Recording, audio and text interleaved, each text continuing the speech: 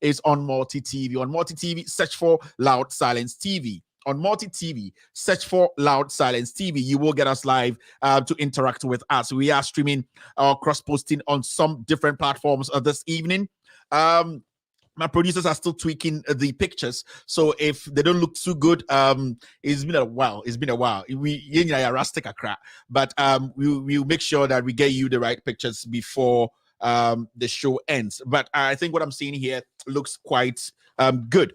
Family on Facebook, on YouTube, whoever is watching me across the world, I'd like to thank you very much for coming on this show. We are streaming on Loud Silence TV. We are also live on Facebook. On Facebook, search for Loud Silence TV. On Facebook, search for Loud Silence TV. We are also live on YouTube. On YouTube, search for Loud Silence TV on YouTube.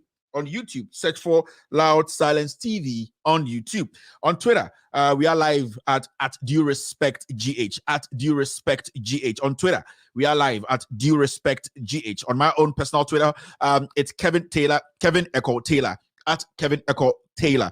With all due respect, it's also live on Facebook. We are actually cross-posting on so many platforms this evening. Our main platforms are NDC TV. NDC TV is cross-posting the show live this evening as I speak. We are also live on 1957 Project on Facebook. We are cross-posting on Benjamin Wayut Mahama's page on Facebook. Benjamin Wayut Mahama is speaking us live this evening on Facebook. Ghanaian Citizen TV is also streaming this show live on Facebook. Ghanaian Citizen TV so showing this show live on Facebook.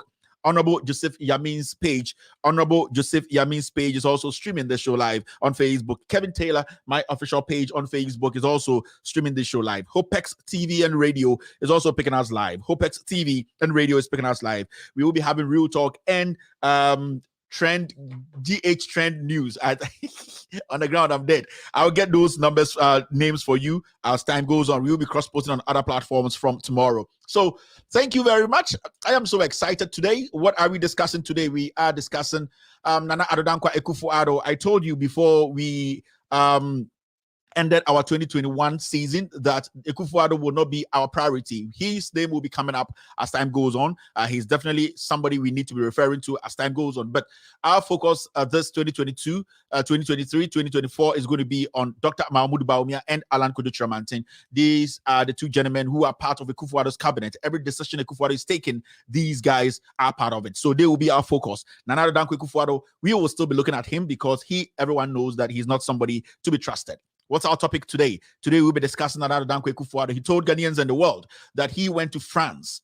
Nana Addo Akuffo Addo told the world that he went to France to practice law. Tonight, we will be asking some very, very important questions. We will be asking very, very simple questions. What did he practice in France? Was it criminal law? Was it commercial law? What did he actually practice in France? These are questions we'll be asking. But these Today, as I promised you before we ended 2021, that when we resume, I will be exposing Nana Addo Akuffo Addo. Not to just expose him, we will be exposing him with facts. So I will be showing you documents to prove. And if any journalist, any individual in Ghana across the world has other facts to disprove whatever we are going to do here tonight, I will like that person. I will humbly like that person to also bring out their documents to disprove whatever we will show here tonight. Tonight, I will be showing you documents proving that the 630 lawyers who practice with Kude Brothers, the 630 lawyers, yes, Kude Brothers law firm practiced or worked with or as partners.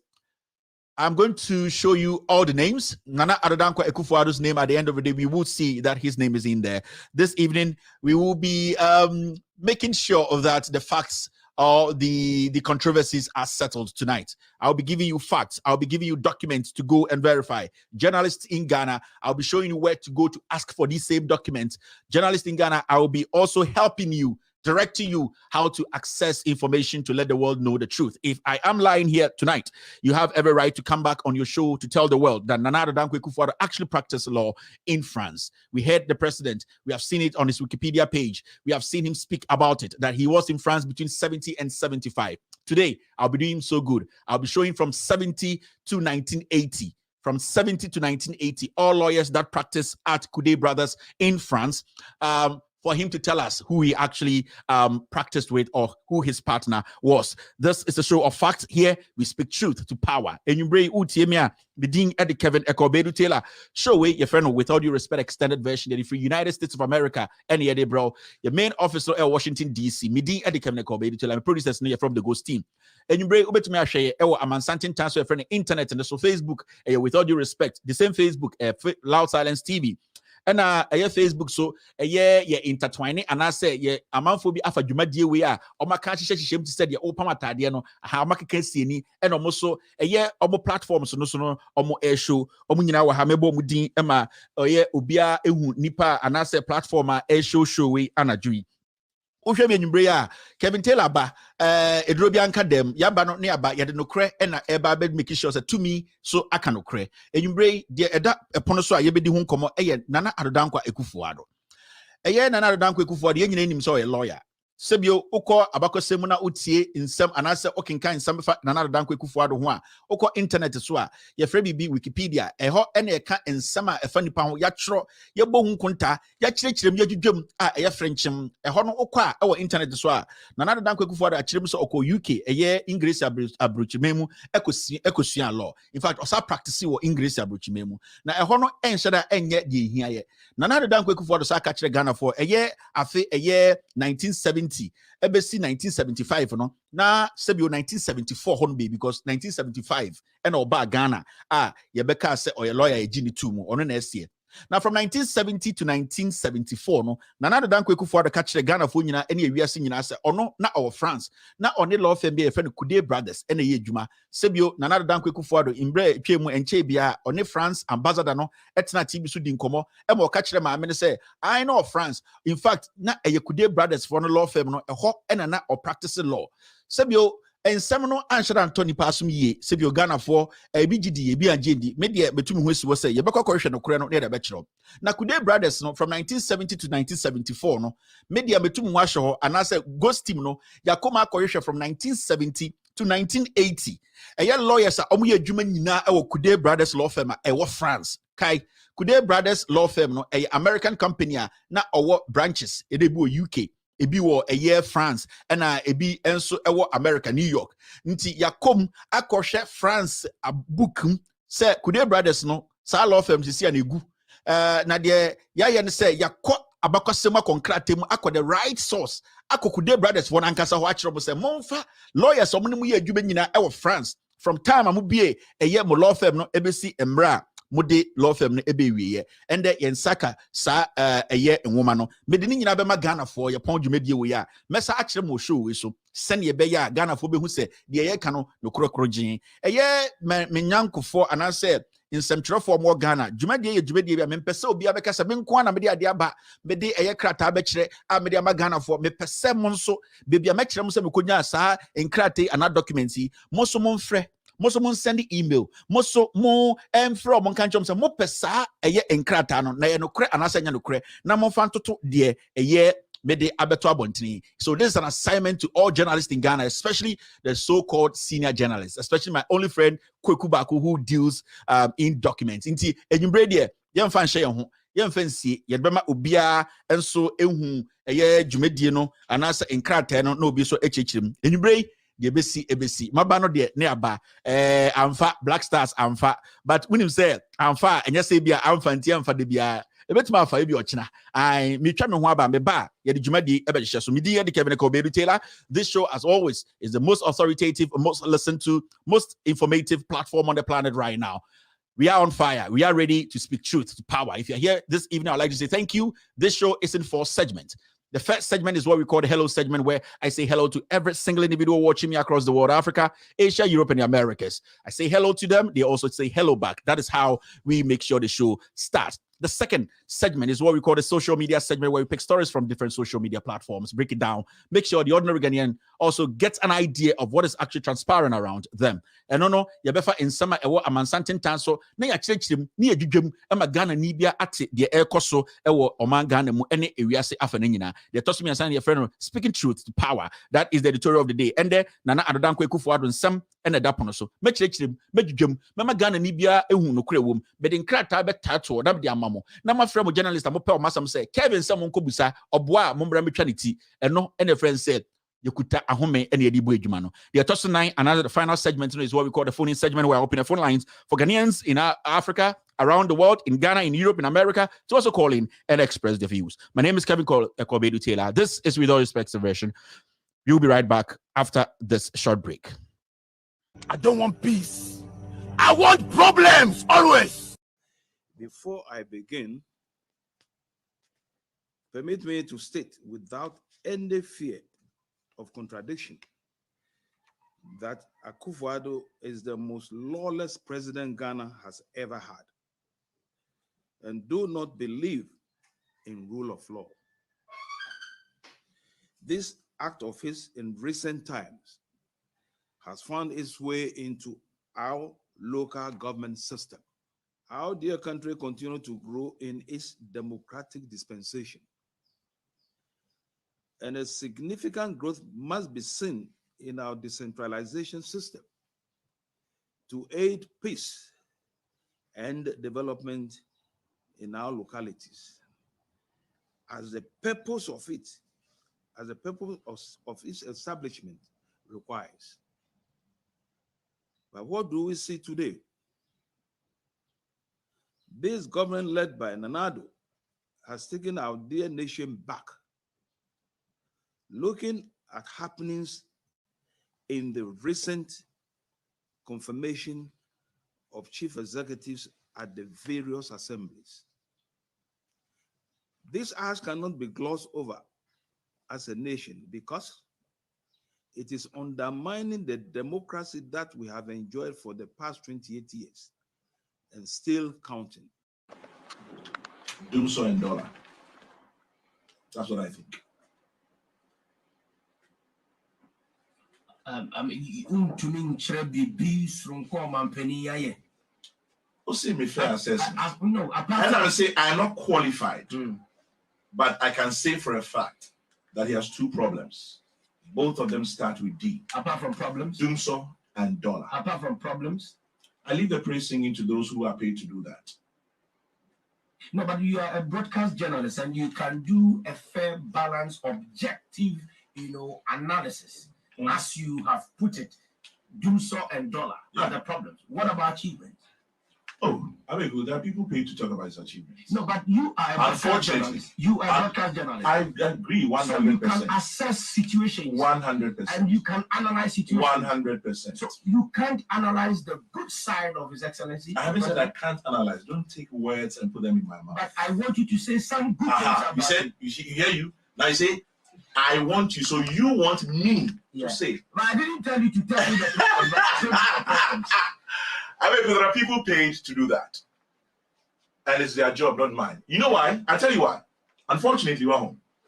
Yeah, man, man, man, you say, yeah, mine. And inti, who can't see me no one doing who you prepare. Need tractor, the end of their pamo. You be chalk rubbers.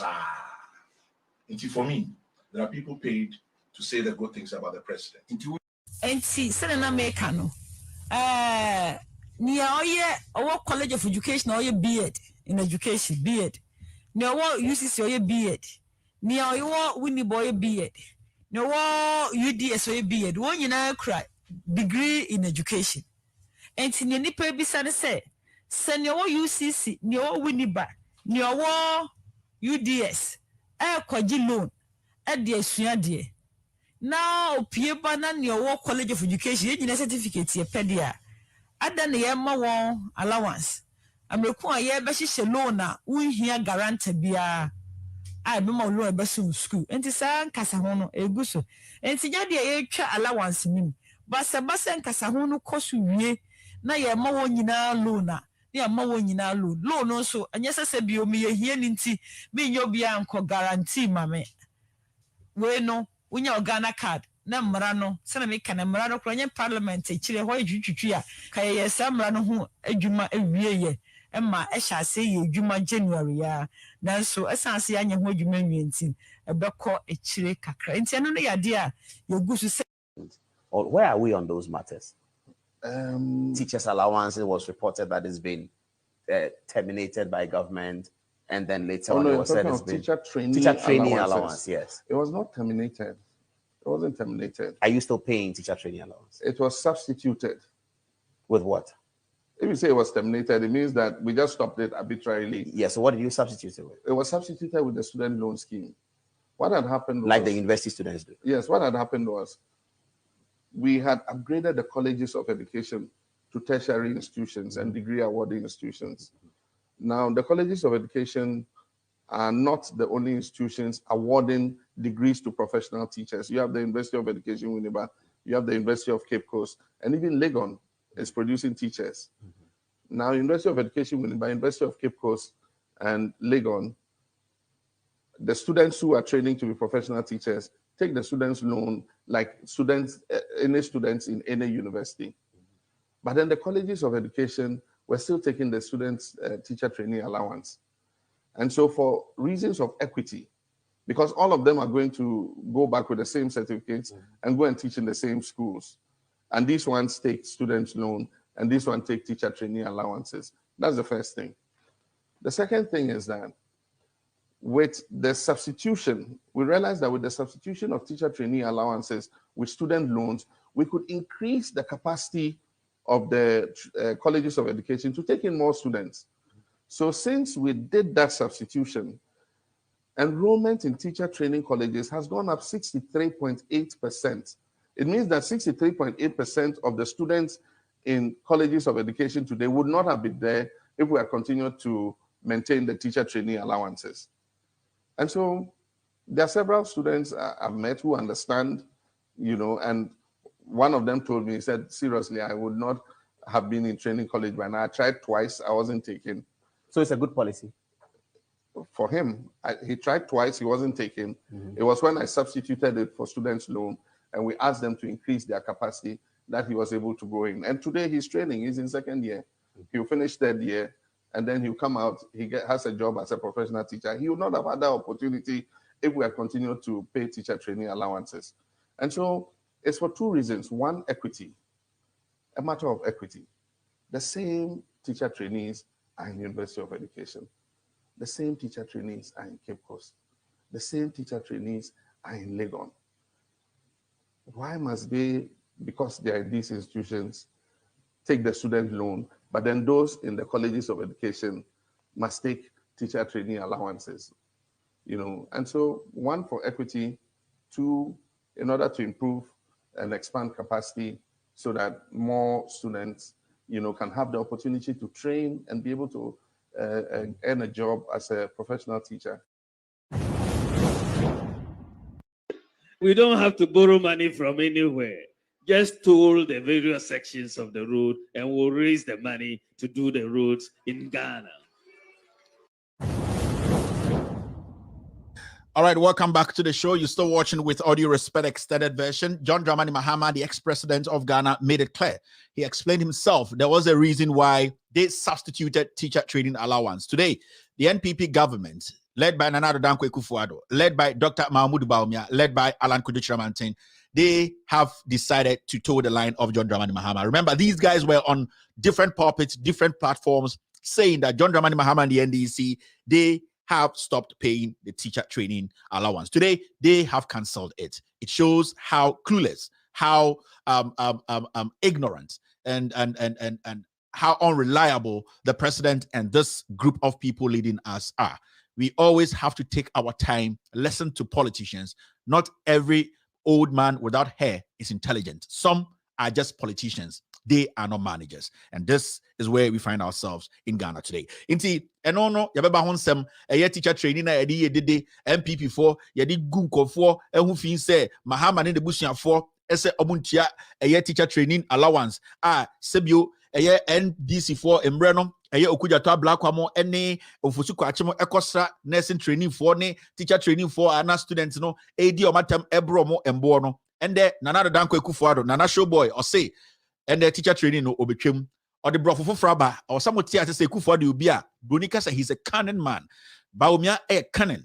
Alan Kyerematen mu nyina omo a canon people. The omo ye ne say afibia no omo kasa foforo omo ka. omo ya mo ho se nkurase eye ekristofo so mu se oba foforo bi aba kuruma eye kasahare anase kasahoro omo kana efre no tons no eye oba biare de tons omo kan eye MPP aban we led by Akuffo Addo Bawumia ene Alan Cash mo no omo no afibia no omo se ekurase kristofo se oba bi fi kuromu ba e wo tons a omo kan afibia no omo brofo a omo kan inti mamu ndada mo the nukre na anase nukre wa asem we munya se teacher training no mudi yedede so betua akopem so mbewu no and the omo so mutwem akoye ni loans John Dramani Mahama any NDC abane catch the Ghana for say almost substitute because teacher training no na ye pejem akwakodu university level into the say ye de say ye hyehyɛ mmara no ma se ne be ya omo ho be hinha omo enso Akuffo Addo ene Bawumia abozege ekache Ghana for say Mahama afa Ghana for CKD ende hwan na ne to ebie hwan na ne to ebie se akokɔ kontwa ye be kyerɛkyerɛm we ye nsɛm asa time okoso no ye benya abotre na ya kyerɛkyerɛm na ɛdeɛn na esi wɔ Ghana na mo se deɛn. Good evening to every single individual. Let me say hello to a few people here. I would like to say good evening to Hajia there's one Hajia bia owo Alaba Mamboni dia my last Hajia in Ghana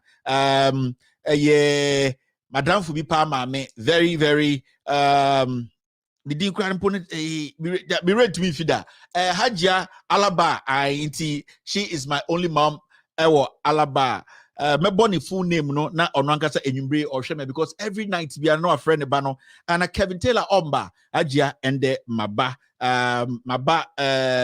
me ba be chichim me be chichim nsemu o say sia de akoso de ontiase nsem no kra ntronko no mutwa ono kra ontiase iti Kevin Taylor baba da ben iti Kevin Taylor ba Hajia maba ne de na maba me be chichim nsemu akiro me kire pa na mapewudin na me chia o se na be abo hu se Kevin Hajia Mina Enterprise Alaba Hajia Mina Enterprise Alaba. Good evening mom o hwe menwumbre ya Kevin Taylor maba no so de na maba ya de no kra ene ade bia Hajia your friend pound for pound Obama no so na me so mabo no so ai Hajia sala for the band ye jinim ma make hello to a few people near start show no Ekotavia is watching Kevin Taylor and the Ghost team. Francis Adoba is family all the way in Italy watching me right now. Adonu Florence is live on Loud Talents TV on YouTube. I can see Ibrahim Anas live on Loud Talents TV. Delali is live on Loud Talents TV. Abuaji Bernard is watching Kevin Taylor and the Ghost team. Daniel Neti is live on the show. Muntala Munkaila is also here. I can see Kojo Safo watching Kevin Taylor and the Ghost team this evening. Charity is watching Kevin Taylor. Charity Pukia, Oba Ghana Charity, Oba America Charity. Charity Pukia is also watching me. Ibrahim Anas is live here. Anthony Perry is live on Loud Talents TV. Idris Muntar is watching me this evening on Loud Silence TV. If you're watching me on TV, I'd like to say good evening across the world, across Africa. Good evening wherever you are, or any of the Francophone countries. I'd like to say bonsoir. Je m'appelle Kevin Kobedu Taylor. Jeduza on the Trucates. Vendredi et le choix. The last one, what I said, we're keeping is le choix. Rauf Mohammed says pound for pound. Good evening, Rauf. Al Hassan Jr. is watching Kevin Taylor and the Ghost team this evening. Good evening to Kwansma SM, the undisputed Kwansma. Good evening wherever you are. Kwansma Besia Masani, Kwansma Uzuni, Open Okre, and Waba Henyumbre. Good evening to Tupac Shakur, your Tupac Papa Pano, African Tupac Shakur, Mr. Andrews Boache, all the way in the Obuasi extension. Good evening to Tupac Amaru Shakur, Weja, Tupac and Amachiano, Mr. Tupac and Amachiano, your friend Tupac Shakur, your friend Andrew Boache, the one and only SM fan. Okay, thank you very much, family. So, see how the DNA is so Ghana. Yet, you might not so. I'm on for any I'm on for Raho. Black Stars, they met my account Black Star once something and say, I feel as the Ashishaso. I feel the Ashishaso. Black Star, they are woho. We want Nigeria for Ashe. And thank God we are not Nigerians. Fucking boys and say, thank God we are not a Nigerians. Nigeria for bono, so I'm not kidding. Nigeria for Bob Boy to say, Omonia Jiso, Omonia Brisa, Omo Kwakwaji trophy, Omo Koji Kapaba. I ought say they are ready. The agency is there, and they Michelle, no, I'm a makwa do Nigeria for ball. I'm a phone say me a Nigeria ni kakra. Omunim me ani papa kuyo be Lebanese ni kakra. Me also beside Nigeria ni kakra. Nigeria history of the mamu amrebe ho. I moko bisa Mr. Albert Gabitela. Obetcha mo say me Nigeria ni kakra. I inti Nigeria for ball no ball na so ni. Na Ghana Black Stars no. And I had Jenny, the Econo agency, new honey at the Black Star for Allahu Akbar. Ghana Fuasa, Allahu Akbar. Ghana Fuasa, Allahu Akbar. Ghana football asayo, Allahu Akbar.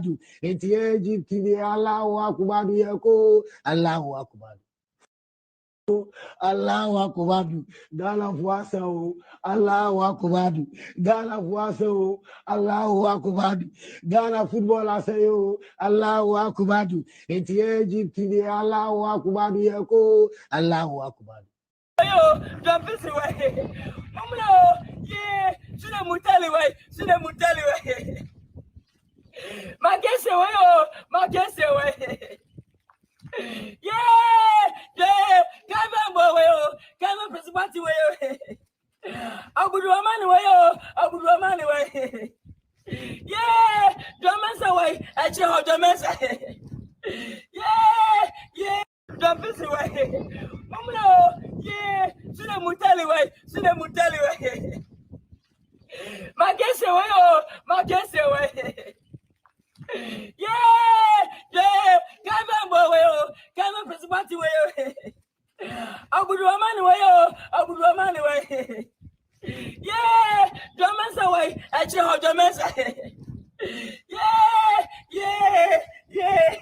Now, Abdurrahman in order no wine. Abdurrahman in order any Dramania quite get a bibusa. Abdurrahman in order no wine. Black Star didn't say Mumia Nyabutre. Sometimes, you know, on the Egypt Crampuro, they had a very bad start. Born the airball, media, they made to my kind of say, Mumia Black Star for another chance. Every single player, why not you say, or person or represented Ghana. We join the Busia, we join the family. Every single individual there representing Ghana, and we need to see them as soldiers. Sometimes, you know, the way we want things to be done, on the majority of these players, this is their first major competition. I know sometimes, you know, I need refined marketing KTB. These players are usually more Black Stars this year now. About 90% of them almost first major competition, and representing Ghana now, it is not an easy job. Representing Ghana now, because they didn't by I mean, say no, board men share and good, sir, but umboni ya betu machirumu umboni ye. So, people also need to understand, say, there's a lot of pressure on them. Quality this one the best, and let's be honest, the quality is not the best. Utumu say, players don't deserve to be there, but the issue is players new players nasa, players no you be, but also say players new. So, what I can say is say, we have 3 games. And so, we say we will lose a game now. It does not mean so we're free. For all you know, and almost so the next game 10-2. And maybe the following one, 13-1. Intimate and Shedda and Kasebi or Masana say BB. Team need it needs a lot of improvement. The boys they need to play as a team. They need to build their confidence, you know. And I'd like to say good evening to the baby jet Asamoah is representing Ghana on DSTV. Solid grammar, solid presentation. He's been honest on issues, and I would like to say Asamoah is actually doing what he has to do. He's doing what he has to do. In fact, all kind of creno. Whether you like it or not, Asamoah is doing his part. And the way he composed himself, the way he was able to, in fact, speak to the issues, you know, the facts, the tactics. He wasn't like I'm a Ghanaian, where he had to be hard on Ghana, he was hard on Ghana. So I like to say Asamoah, on an idea coin or so idea buy. So kudos to Asamoah too for what he's doing on DSTV. There are some people in Ghana, journalists, if only be Ghana, especially Kumasia. Ebimo imagine say they want to run down the team. Good team they just want to say negative things. Send the beya team no to me survive. Fine. Your journalists be Kumasi na nkran. Omo some PRs some players they are not performing. Because I play an eba no watabru chiri ball about kubia breno. Oh, and just just way. Oh, just wait them the yet the move on do. And me did 2 washing machine. International actually just about kunti. Already OT TV so na OT radio so no. Player na nyekro because a player na. That thing you people should stop. Kumasi ene enkran. Radio sports presenters munjai. It is bad. Because if you take some position bia, Oma you say players in the don't be and so many. Our team is not the best team. I had told you guys before we went to African Cup of Nations, this team is not strong. The team does not have the quality. It does not mean that individual players they are bad. No, it means that the team is not gelling together, and that we were supposed to notice this initially. No, Nanka, one of the competitions, you're concentrating. Maybe put an ambulance COVID and Kebe use Akuffo Addo strategy to be, then we will say that because of COVID, we don't want to be part of African Cup of Nations. We don't want to be part of the World Cup. We are giving ourselves 8, 9, 10 years to build a team. Today, we don't have a team. So don't blame them. This is what we have. It's very sad that and the Ghana team, I just have Fankuba, just say, players, I'm judging a just say, now, time and a Black Star Kobo match. Those times a Black Star Kobo match. Now, and they'll be in charge of my Black Star. Black Stars, minye bido. Ondi Mujamoda. Then they'll be in charge of I say Black Star ko I say Gary, so I say soaking some cat him. There's a Black Star, Black Star. We are there, Black Star. As a to be bought to still near Tonium. I never be as a to be bought to near Tonium. About for Jan on them touchline or Moshi still near so. And the Black Star Park of my gentleman in charge of Momo. DNSC. DNSC. But do you remember this? There's something we don't have to forget. Mokaiwe. This is how we Akuffo Addo used to do politics. None other than Akuffo Addo or the BBI politics. Not per power. And you could see way 2014, Mokai, 2014, you cause a World Cup was a African Cup of Nations, a World Cup. Yentiman survive Uncle Cup, but Akuffo Addo the year politics of Ghana. No, he takes advantage of everything. Because on the life is all about creating nothing. You see, he's somebody the audio will be and their problem. That's what Akuffo Addo wrote in 2014. Time and Ghana Black Stars. I say no water, no electricity, no petrol, no money, no jobs, no mercy, no World Cup victory. Or slotty Black Star but share the politics in him. Actually, I said 2014, one and a president. Time and one and a John Dramani Mahama and president. Ghana performed better than any World Cup BIACO. And so Akuffo Addo tonight Ghana and all the year politics and the man for Dinichi. Today, do we have water? No water.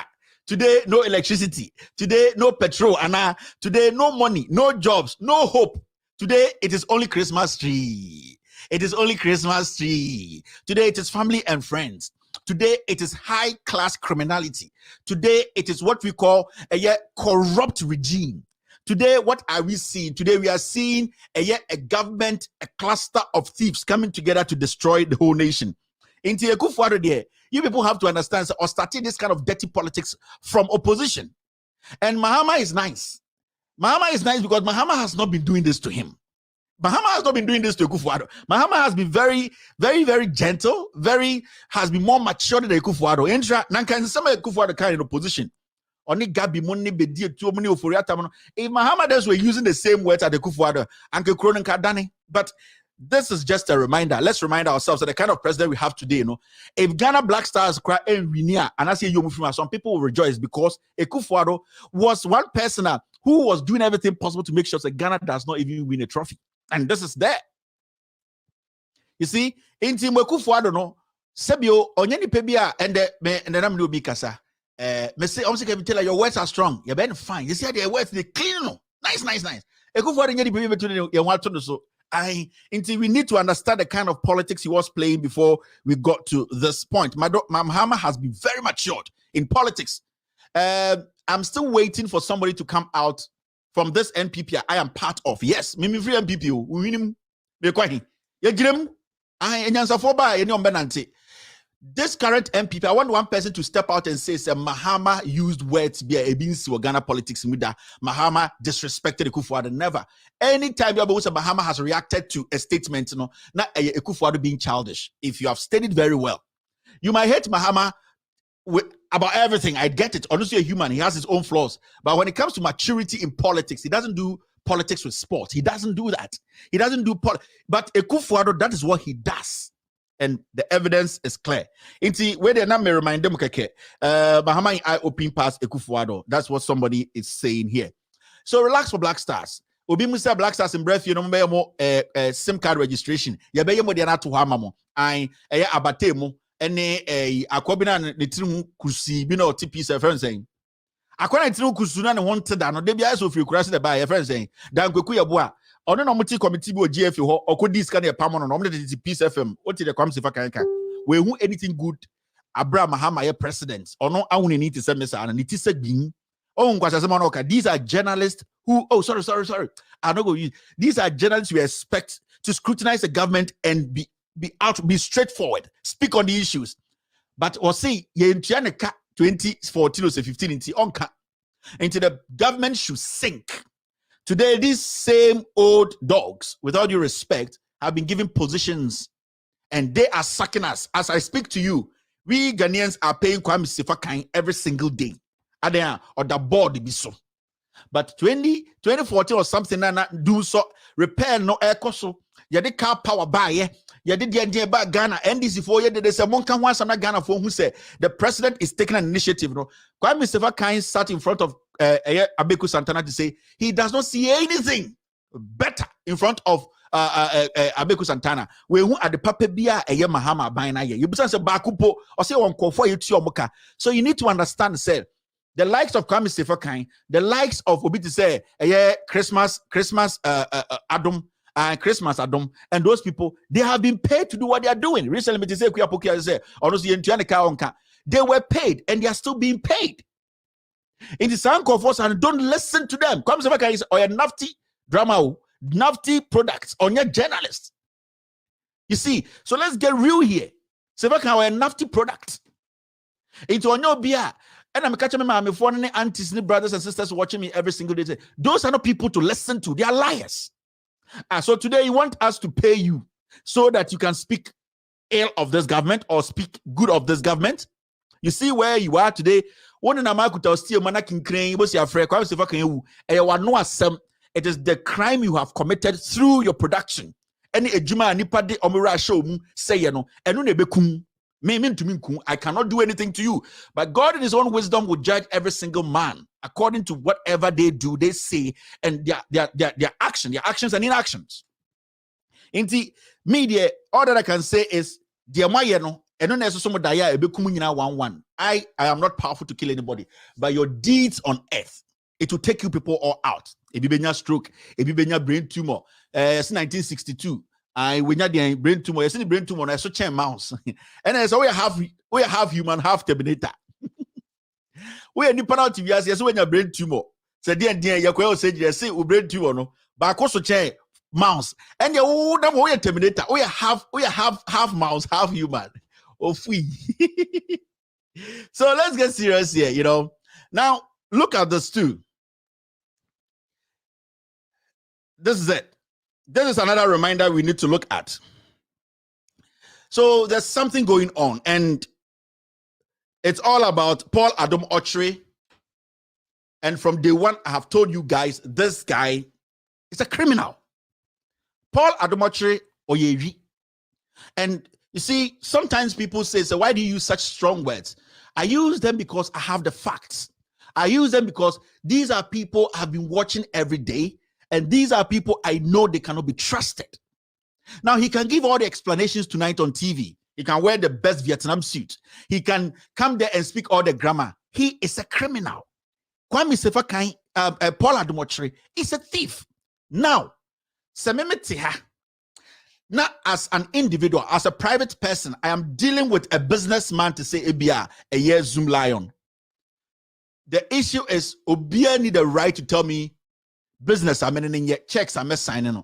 But the moment I take a position, every year I buy her, not a year president appointed me, I have become a public discourse. I have become a public servant.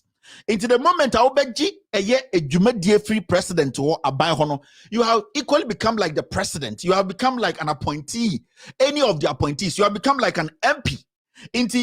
Because the taxpayers' money, and you do chauka.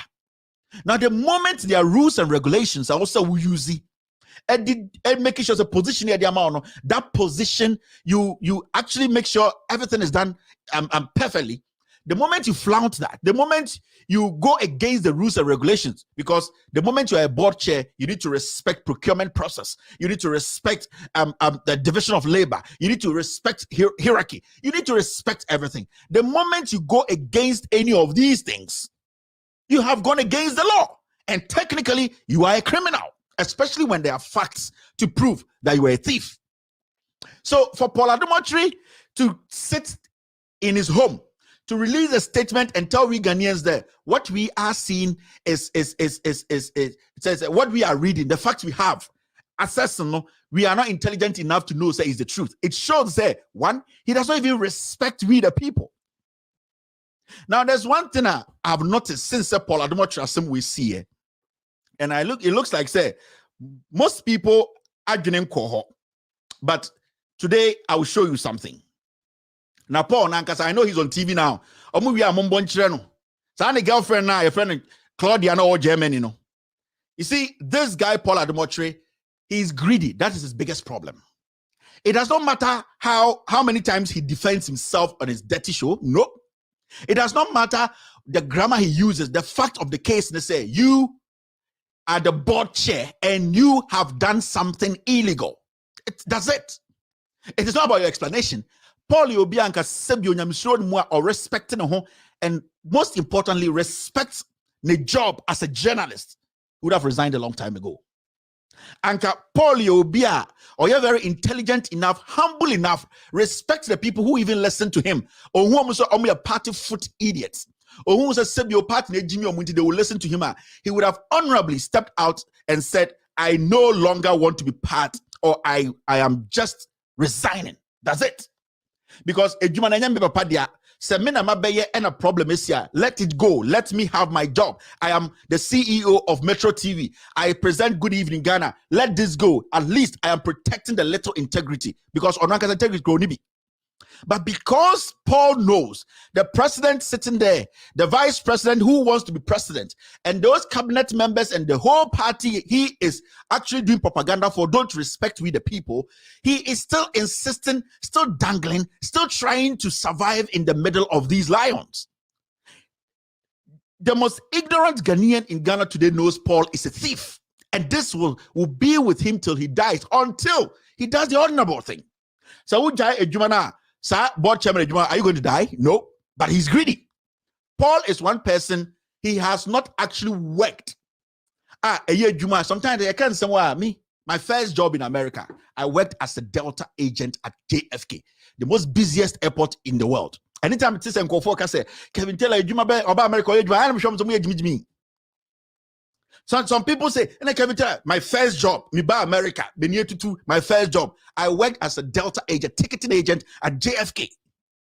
So I am not some co-minini who does not understand life. If I don't want to tell you what I've gone through, it does not mean you can decide or tell people what you think. No. And to Paul Isano, he has not really worked under any kind of institution, the rules and regulations he needs to abide. Remember when he was at Legon, now a person SRC president today, before the elections, he said he is a unique student. That is how he lost the elections. He has been somebody who is full of himself, somebody who thinks he's smarter than anyone he meets. But you see, indirectly, majority of the people around him, they are failing to tell him, say, my friend, you are too ignorant. Maintain.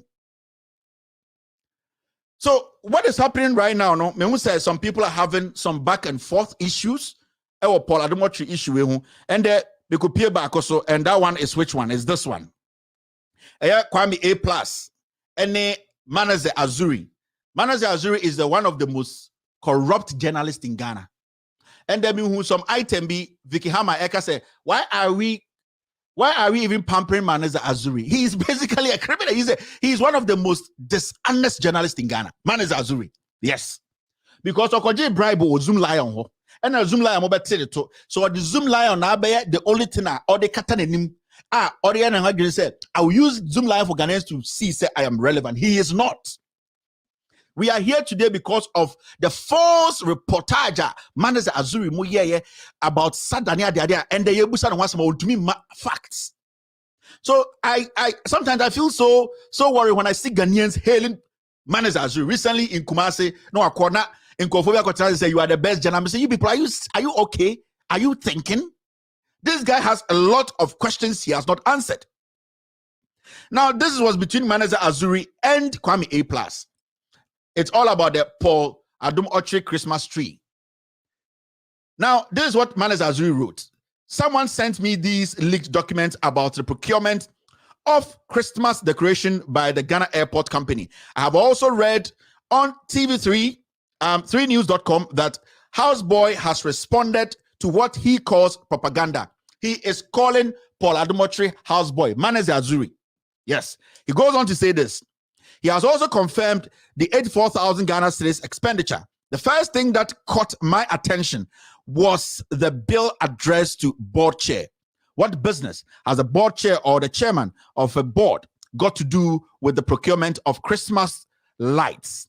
That's a question. Why would the company do that? It's another question. Now, this is a response from Kwame A+, and it's a response I want you to know, because I am Samamaka continuously over time. Me say, Manasseh Azuri, I can say that some of the enemies of the state, he's one person, or your enemy of the state. That guy is not practicing journalism. That guy is a sycophant. We are here today because of that guy. On kind of that is why the Akuffo Addo regime wanted to kill him, and he ran all the way to South Africa. Now he's back, insinuating, sniffing. That boy has no integrity. I don't care the issue he has with Paul. I have my own issues with Paul. But if you're going to talk about Paul, then you need to look inside you and make sure you are clean before you talk about Paul. Today we are verified because we all know he is a criminal. But Manasseh Azuri, you are not different from Paul. You are a hypocrite, you are a sycophant, you are a liar who peddles falsehood to make sure that people who feed you or fed you before have power today. Now they got power, they wanted to kill you. You were pleading, crying to Ghanaians that we should save you. Why should we do that? He was supposed to do what he wanted to do to you. Now, this is a response from Kwame A+. He says, no, somebody sent you something about Paul Addo. No, you know something about Zoom Lion. You are shamefully chasing 84,000, yet it's been more than 4 years since your pastor took 610 million cedis of taxpayers' money and chopped it for free. Nobody has leaked that to you. Abi, it's a question. Goes on to say this. The last time I was on TV with you, you stated clearly that you won't talk about your pastor, and that pastor is Mensa Otabil, because of your relationship with him.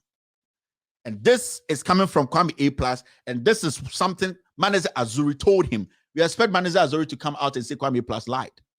He goes on to say this. You love Ghana so much that you are chasing 84,000 Ghana cedis, but because of your relationship with somebody, it's okay for the country to lose 610 million Ghana cedis. Hypocrisy pro max. You see, so I keep telling you people, I don't care about the issue Manasseh has with Paul. I don't care. Zoom Lion, I don't care. My problem is with this Manasseh Azuri. I don't know why Ghanaians can see it. That boy working there in Ghana, making it look like he's so intelligent, he's so honest, he's the most dishonest young man in Ghana. He told Kwame A+ that because of his relationship with a criminal pastor like Mensa Otabil, who took 610 million from us, and then the own Kanwasem, till date, it's been 4 years. Have anyone or has any Ghanaian seen or heard or read anything from this liar, this sycophant, this disease of a journalist called Manasseh Azuri on Mensa Otabil, about the bank issue, about the fraud Otabil committed? Otabil was part of a board. His name was mentioned. This boy has refused to speak about it, write about it. Why? Because Otabil is a holy criminal.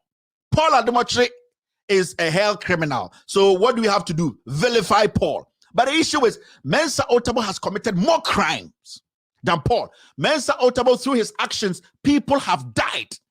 Yes. I am not saying Paul is not a criminal. Let's weigh the two criminality, the two crimes. Through the actions of Mensa Otabil at Capital Bank, we have seen customers lose every single money. This Mensa Otabil man is sitting on TV every day talking about God, whilst he knows his actions have killed people. What is stopping Manasseh Azuri from speaking on that, calling Mensa Otabil out? No, because Mensa Otabil is a man of God. Because Mensa Otabil is intelligent than everyone. Because Mensa Otabil leads ICGC. So if Mensa Otabil is a criminal, people like us, we should keep quiet, hail Mensa Otabil to continue. But that is not how journalism is practiced. That is not how we practice journalism. You need to be consistent. This boy called Manasseh Azuri, his inconsistencies is too much. His level of inconsistencies have been so consistent to the point you cannot even look in his eyes and ask him, who do you work for? Because every single action of this boy shows that he is not a diligent or an honest journalist. Paul isn't. That is why the two of them, every time you see them, they are fighting each other, because the two of them are being fed by one person, Zoom Lion, monopolizing what we call sanitation in Ghana. It is a tough war. It is a tough war to the point whereby Paul thinks he needs to protect Zoom Lion. Manasseh Azuri was first bribed by Zoom Lion, so he thinks that he has left that clique. He needs to embarrass them. It is his personal fight. If Manasseh Azuri wants to prove to Ghanaians that he's an honest journalist, he's somebody who is honest in his work, he should come out tomorrow morning, write about Mensa Otabil and his banking fraud.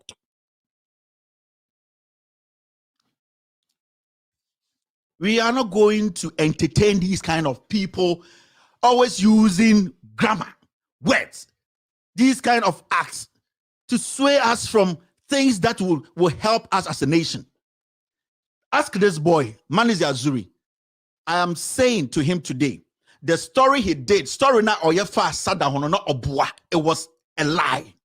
It was a total lie. So story na oka say confirm to no na obua Gabi ne man iska. Have you heard this boy criticize Gabi Garelli before? Upon all the things Gabi is doing, Gabi had $2 million from a Japan deal.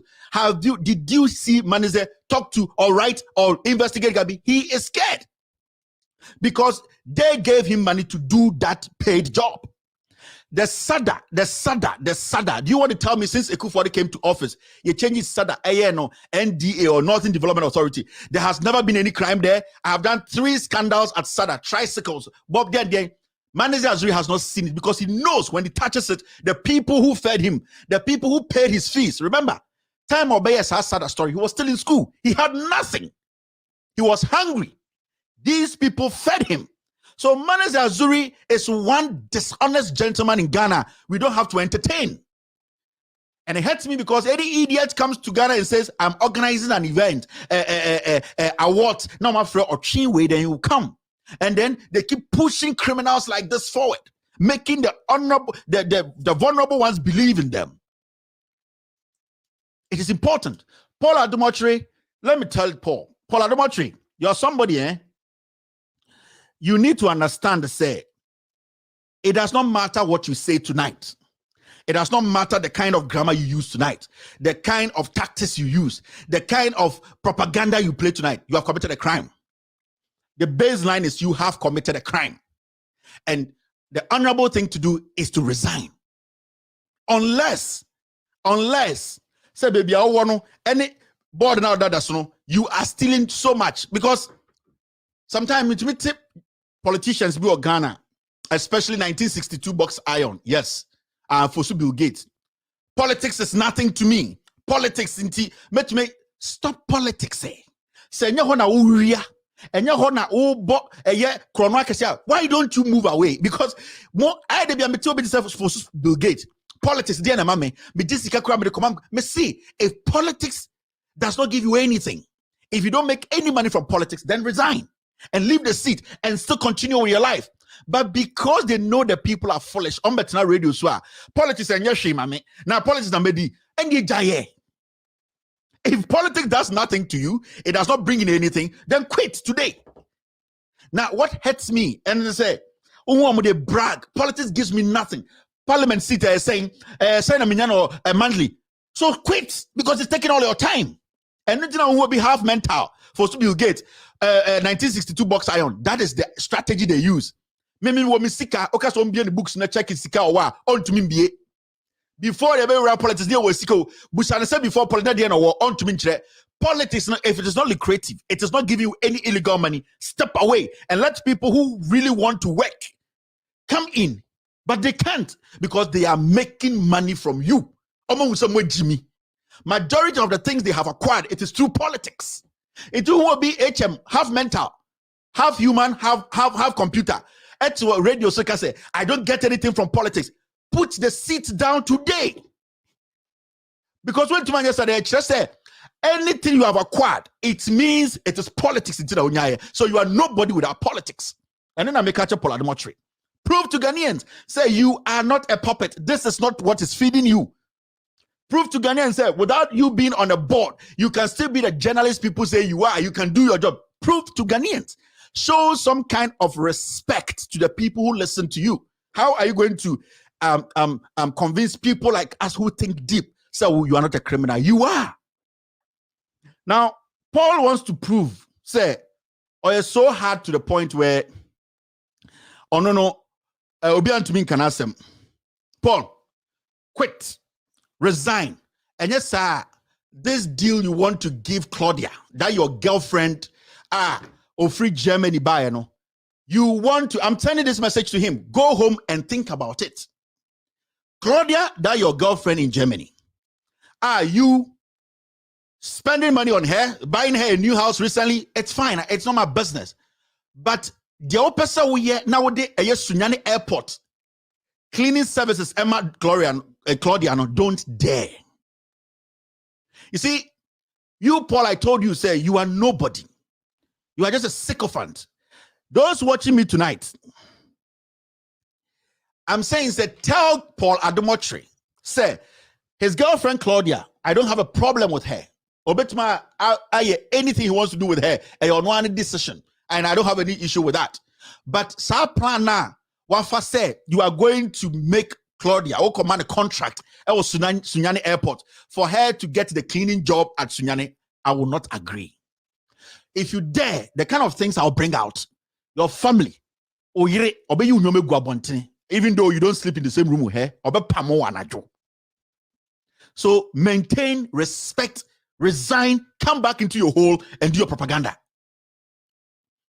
Maintain respect, resign, and come back to your hole, Metro TV, and continue your propaganda. If you go ahead, I will prove something to you. Say in Bravo Betana TV, so you were blowing your horn, trying to run me down. I made a statement on my show saying, the Attorney General went to meet a judge to talk about Opuni's case. You came to sit there and you exhibited the biggest form of ignorance. Why? Because you are licking the butt of politicians. Today, who is out to defend you?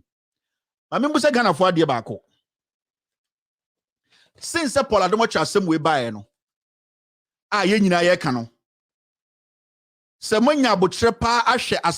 We need to be done with this quickly. Why not to say any of the journalists out to call Paul out that he should resign? Not to say any of the so-called senior journalists or Ghana. Maybe they are now planning to do that. Why not who say out? Abatina TV, so a release statement says Paul Addo resign. I am also a journalist. You are a journalist, and I think this goes against journalism, the ethics. Resign. Have you heard any of these people? Kwame Sefa, all those people, Captain Smart, Wine, may say, have you heard anyone? And the GJA itself, which Paul Addo is part of. Because we are talking about ethics here. We are talking about a member of the Ghana Journalists Association who has been involved in criminality. Somebody might say, oh, he was appointed by the president. But Paul sees himself, or Paul presents himself as a member of Ghana Journalism Association and also a journalist. Now, why is GJA quiet? Why is Afel Money not releasing a statement to honorably tell Paul, say, honorable Paul, to protect what you call journalism? And I say, protect GJA. Why are you not resigning? Why is the GJA not releasing a statement to tell Paul to resign? Because your boy Paul Dia, his first title here, journalist. Paul, a journalist. That's his job. He's part of an organization that needs to protect its integrity, especially when there are some people in there who call themselves and say, we are the senior members of GJA. Paul is a senior member of GJA. I am an Odadie. Paul is an Odadie. I am a Presecond like him. Any day I will tell Paul not to even come close to general Preseconds when we're having an event, because I don't want Paul to soil the name of Presec. And I'm talking about Presbyterian Boys Secondary School, Legon. I will not. So a whole GJA is quiet. Why do you think they are quiet? They are condoning this criminality.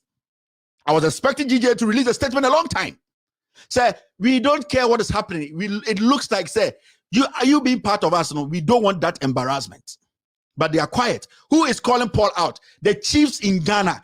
Who is calling Paul out? We will come to that matter. Let's move forward. Now we're going to enter what we call the social media segment proper. You're still watching With All Due Respect extended version.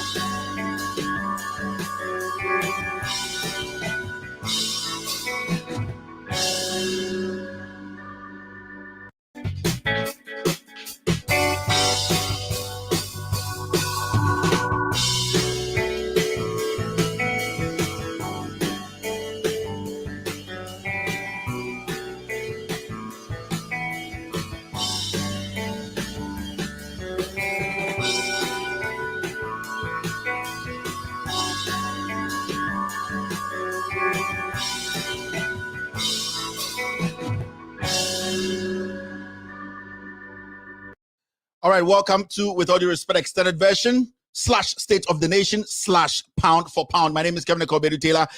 Now it's time for the social media segment. This is our first social media story, and this is it. In Sembebri, Ghana, in these few days, in Ghana, so many things. There can't so many things now. So many things. Now, I will say you can't want some very, very important. This gentleman you are seeing on my screen, his name is Admiral Seth Amwoma. And I think majority of Ghanaians know this person I'm talking about. Nana Addo Akuffo Addo is the commander-in-chief of the Ghana Armed Forces. Akuffo Addo Ghana Army sunyina. This is the biggest boss when it comes to Ghana Army. Admiral, right? Yes, Nidine de Admiral Seth Amwama. That's his name. Now, Nansian Yeti say Asepa Mensa Thompson.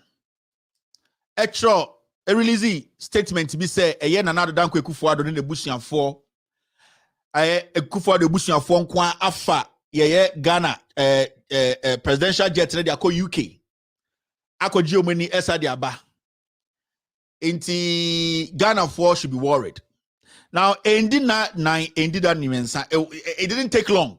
And at the Ghana Armed Forces, a release statement to say the statement from Asepa is a lie, and that nobody should, in fact, consume such lies. And this man is the man who led this statement. Onena edi eni mo trust akrata and say Asepa trofa eye Akuffo Addo busuan for no some kofa private jet no is a lie. It is Vice Admiral. I'm sorry. Let me get it right. We soldier for some. So we need to get the positions very, very right. The position is Vice Admiral Seth Amwama. Vice Admiral Seth Amwama. And then the Ghana Army came out quickly, less than 24 hours, to release a statement. And today I have seen a few people saying, Asepa should be arrested. The police, and I even heard the Ghana Armed Forces, they have written to the Ghana Police Service to arrest Asepa because he was peddling untruth. To me, I think if the police sees something in the case or in the statement or in the petition of the Ghana Armed Forces and they think they have a case, they should go ahead and do what is right. Yes, because if what Asepa did, and I know he came out to apologize that he got bad information, his source failed him, and it happens everywhere in the world. Source sometimes fail. It has happened to me before. It has happened to so many people. So I don't see the crime in here. But if the Ghana Police Service and the Ghana Armed Forces think that he has committed a crime, they want to arrest him, prosecute him. It is in their own territory. They have the right to do that. Now that issue particularly, and people were watching. The swiftness of the Ghana Armed Forces, led by this man, showed say there are people in the Ghana Armed Forces who listen to the news very well, who, in fact, are abreast of the issues, who, at the end of the day, love to protect the integrity of the Ghana Armed Forces and also love to protect their own integrity. Because you see the swiftness, the quick reaction from the Ghana Armed Forces. Somebody will ask, say, so the Ghana Armed Forces, as we speak, they are not alligators. Their ears, their eyes, their mouth, they have all the senses. They really hear things. They really can react to things when they are involved or their names have been mentioned. The Ghana Armed Forces responded to Asepa's allegation because the private jet, another Falcon, it is under the protection of the Ghana Armed Forces. And yet, Obidia, a Ghana military and a presidential jet. So they saw it fit to come out and react because they feel, say, their integrity is at stake here. Now, I want to send this to the army. I want to send this to Vice Admiral Amwama. So, Vice, what has happened to the Techiman South issue? A day na SCL was Techiman South issue, no so. A simple question. Say, Techiman South na yakobo Ghana for two no na a soldier for and na a uniform domo bo Ghana for two. This happened all the way back 2021 December. Now, the question I'm asking the Ghana military, led by this man, is those people who committed the crime, the commander who led that group, are they still with the Ghana Armed Forces? And you, Vice Admiral, are also protecting the integrity of the Ghana Army. Are those soldiers still with you? What kind of integrity are you trying to protect here? You are being a political Vice Admiral. You are basically not a soldier. You are a politician. The incident happened in December. That is one. Soldiers entered Parliament, which is against our laws. Basically, that was basically committing, that was coup. Admiral, Vice Admiral, Ghana Armed Forces. Did you see that? And what action did you take? We can go all the way to what we call the Ayawaso West Wagon. There was a commission set up. We saw soldiers there, people in military uniform, brutalizing civilians. You didn't hear that one too? You see, sometimes some people think that we sit here and we don't respect. We sit here and we just want to run down everybody. No. We are doing our job. And our job is to make sure everybody does the right thing, especially people, the Constitution. We have given some kind of powers too. So for the whole military, the whole Ghana Armed Forces, to send soldiers to Techiman South to kill Ghanaians during an election, and we've not seen any statement from them. You, this Vice Admiral, you have been there. You were there. You were in Ghana. Even it doesn't matter. This issue is about the Ghana military. Ghana Armed Forces echo baby Korini war Abidjan Independence Square medal. The question is simple. If Asepa has said something which is illegal, which isn't true, and you have reacted so quickly, why have you failed to react to Techiman South? It's because Akuffo Addo appointed you. It is because you're a political soldier. You are not there for the people. The oath you took the day you took over from whoever left, that oath, you see, you lied through your teeth. You are somebody Ghanaians cannot trust. You are a puppet to the president. You cannot be respected anywhere in the world. We want to ask a simple question. Those soldiers who went to Techiman South, soldiers, where are they? Why are you not releasing a statement for us to know, say you want to protect the integrity of the Ghana Armed Forces? Why are you being so petty? What kind of military leadership do we have in Ghana? You have all become comedians. You have become puppets. You have become leaders who cannot think and protect the integrity and protect the security of this nation. Because as we speak today, you, Admiral, you know that issue. There are videos we have played. It is a national issue. Why hasn't the Ghana Armed Forces released a statement on this? You are a hypocrite. And as a soldier, being a hypocrite, if you don't take care, your own men who will get angry will turn the gun at you. You think you've gotten a president who is entertaining criminality, a president who kills to win power, a president who murders his own people, the people he wants to rule, to win power. So you are safe. You are not. So we expect the Ghana army, the Ghana armed forces, to come out tomorrow. The way they were swift, the way they were so quick to respond to a separate allegation, tell us where those soldiers are. Because we have footages of men in uniform.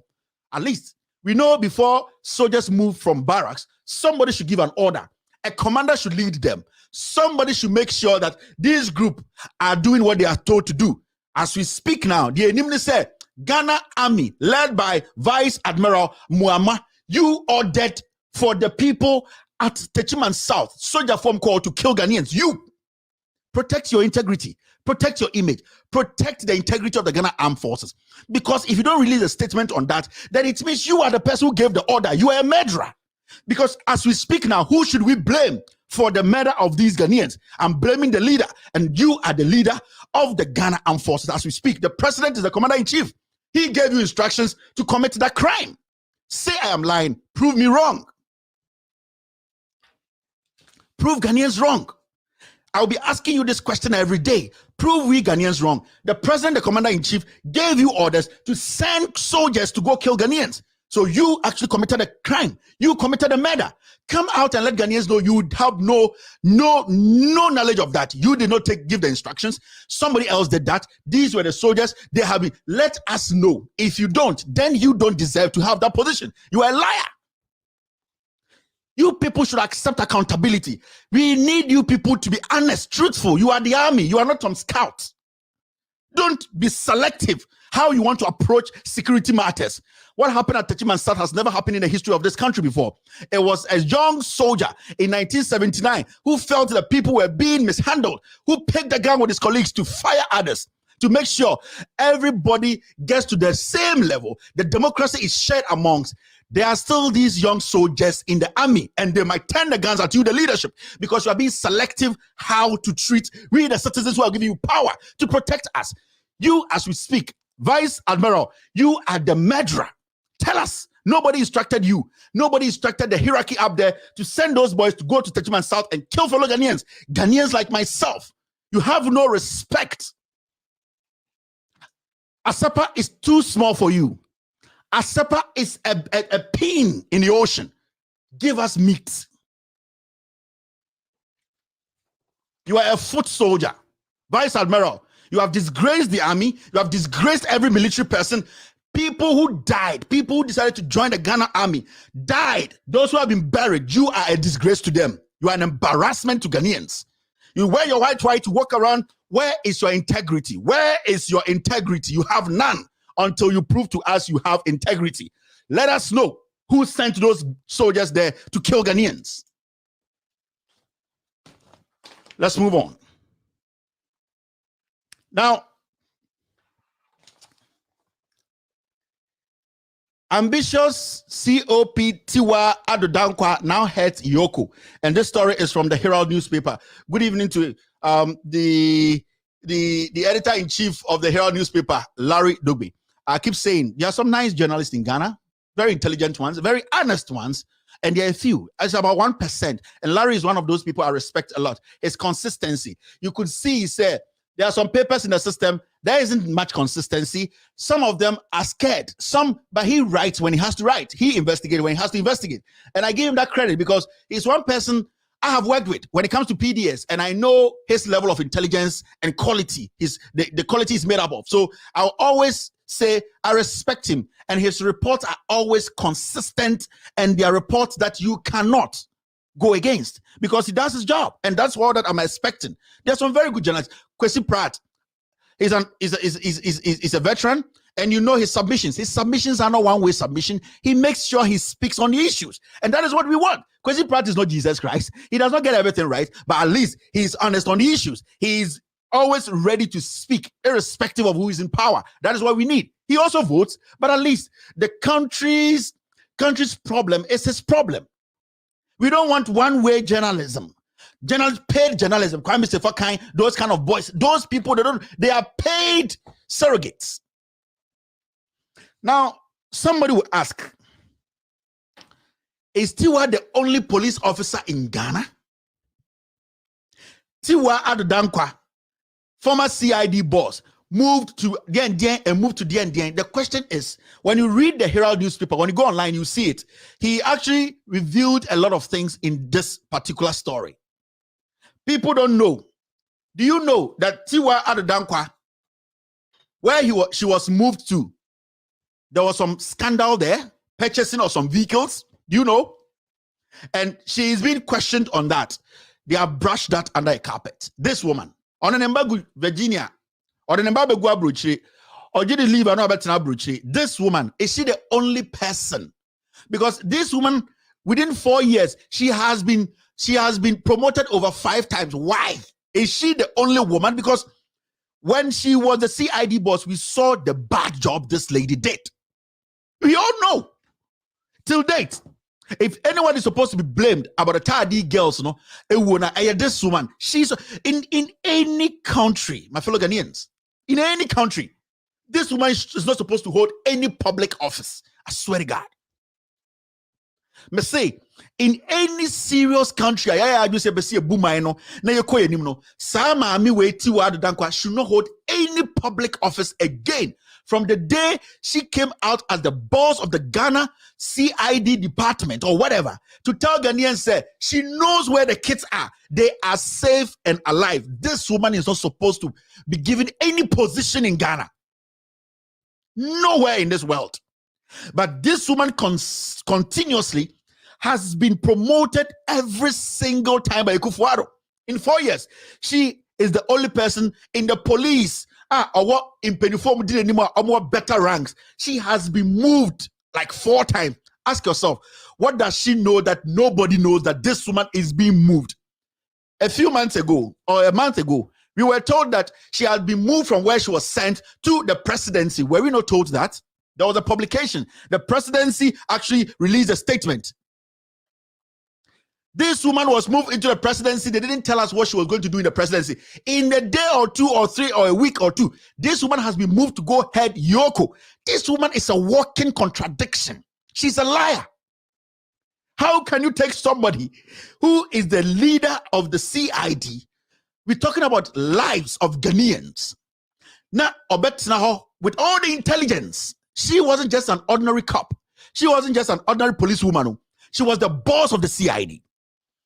You have to understand every single investigation. Every morning she is briefed. Tadi girls na anope she is briefed. She came out to tell Ghanaians, she and her colleagues, she being the head of the CID, they know where the girls are hiding. They are safe. They were not dead. Not knowing this woman was standing in front of the whole nation with wailing mothers, wailing parents, wailing families, lying through her teeth because Nkwarane nyane ba. This is the same woman when she was the CID boss. Ahmed Swale was shot. A certain MP, 1962, sat on TV, showed the picture of Ahmed Swale and told people, if you see him, do whatever you want to do to him, I will pay. A member of parliament. This woman never called this man to question him. He never called for Bill Gates. She never called Kennedy Japan to say, you made this statement. We just want a statement from you. No.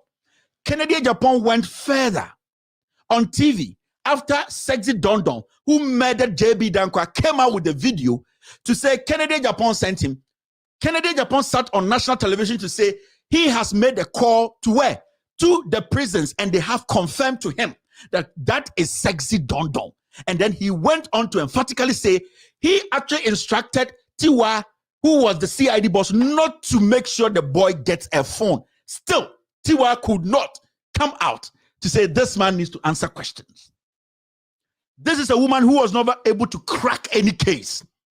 Let's talk about Nana Apia Mensah, a year what we call about men's gold. Remember Ade and Charles? When I did that scandal, Ade and Charles, the Nigerian and the Ghanaian. The Charles guy is an MPP financier. Ade was a Nigerian. They were the ones who duped Royal Gold diamonds. This Tiwa Addo Dankwa lady is a friend to Charles. They were working in the corridors of the CID office. it was clear that these people were the people who went to Dubai to dupe them. Those people from Royal Diamond came and showed pictures of these people. This Tiwa woman ignored the matter. And suddenly, we have moved this Tiwa woman to Yoko.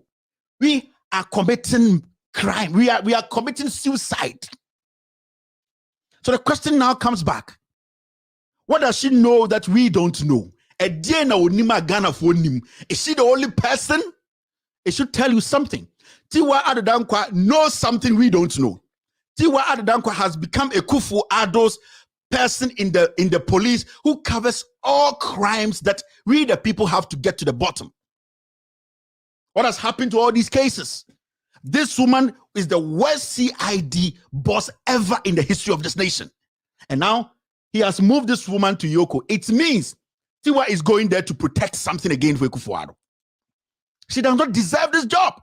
It's an insult to Ghanaians. The president, this government, they are telling you people, what Jimmy, your concerns, they don't care. Because if a president respects the people, if there's something we call Council of State, if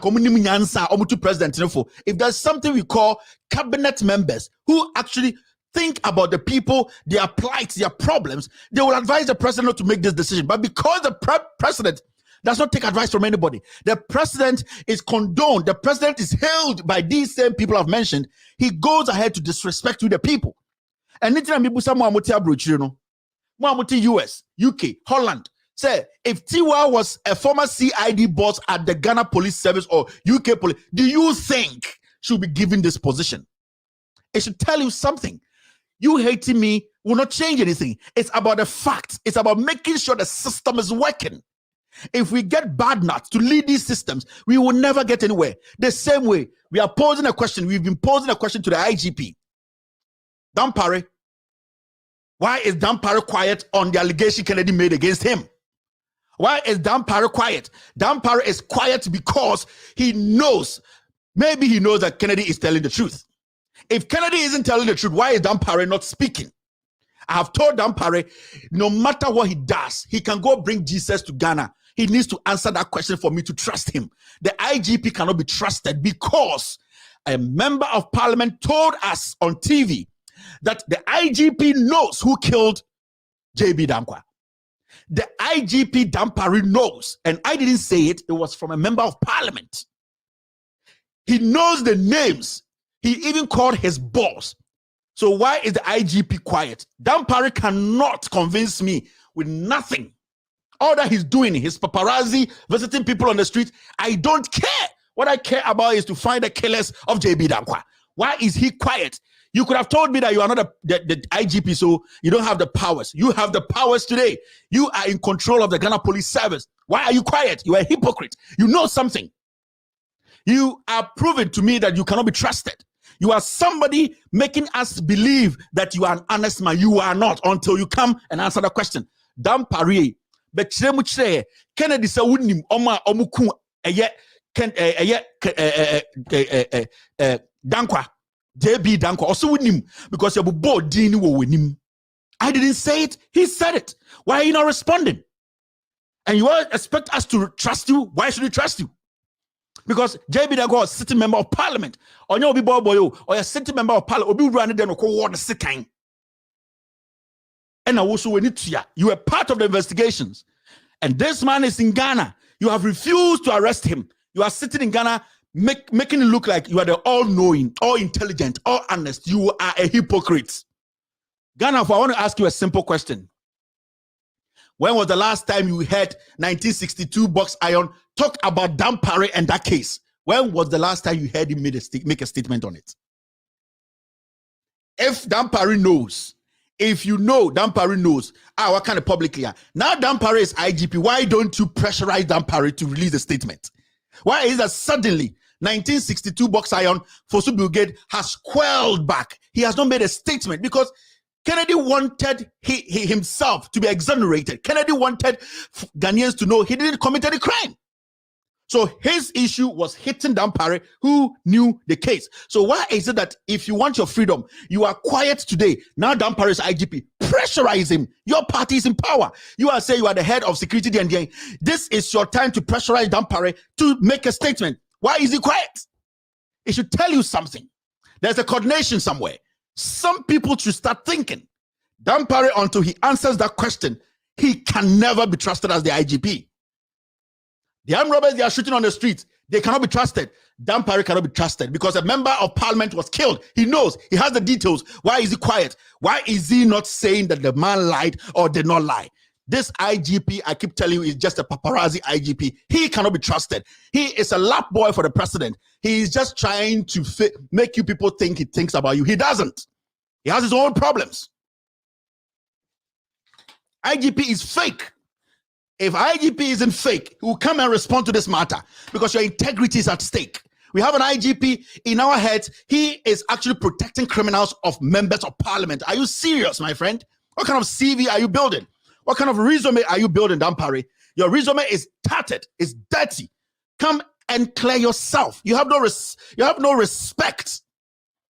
The only IGP who condones, who protects criminal suspects. We want to get to the bottom of this. So moving forward, you're still watching With All Due Respect extended version. This is the social media segment.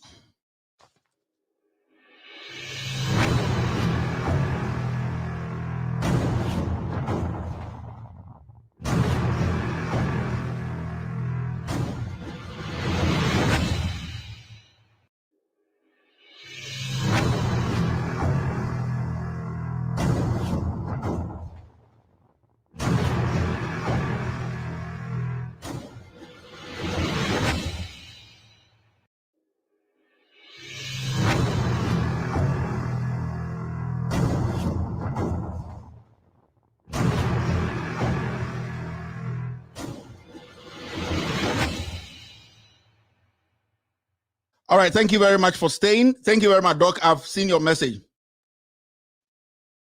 All right, thank you, Doc. I think I will stress on that next time. We're still doing a social media segment. The next one is this. Now you see this. Court adjourns Opuni's case or Opuni case over IT system failure. I'm not going to spend so much time on this, but I want to tell you people something. Yes, see, the trial of former chief executive officer of the Ghana Cocoa Board, Dr. Stephen Opuni, Kobena Opuni, and businessman Seydou Agongo was Monday, January 10th, 2022, put on hold due to an IT system failure at the High Court hearing the case. Almost some could court in Opuni case, no, a alligator. Hunyiniga say he is the alligator. The Ebeke Bianfano. On the subordinated that he's sleeping with the subordinate, he doesn't care. He's the alligator. He will do Akuffo Addo's job. Fine.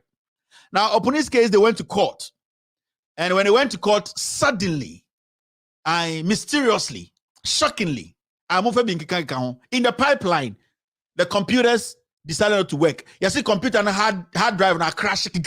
Almost one another computer. I had to say, "34 fridge," you know. I had to say, "Manusi Sumina so." Nanaka say otu foka say dumuso no asay na fridge no the fridge need to be a dumi na fridge na say. Now they went to court. The decades were almost 5 years they come. Suddenly you do court no the computer no bibia was to be a crash is not working, so the case has been adjourned. Now let me tell you what the Attorney General Godfrey Dame is planning to do. I've told you people, this Attorney General or any one of the attorney generals are, if this government leaves power, I'm being honest. He's an Akuffo Addo boy. He started his law, practicing law from Akuffo Addo's law firm, his fake law firm. Me say Godfrey Dame, one of those attorney generals say this government goes into opposition 50 years or say next year or say next 2 years or be power Ghana as a politician. Now, what is happening in court right now is and could you tell me because a computer now holding all the file, the data no crashing and say the Attorney General knows he does not have a case now.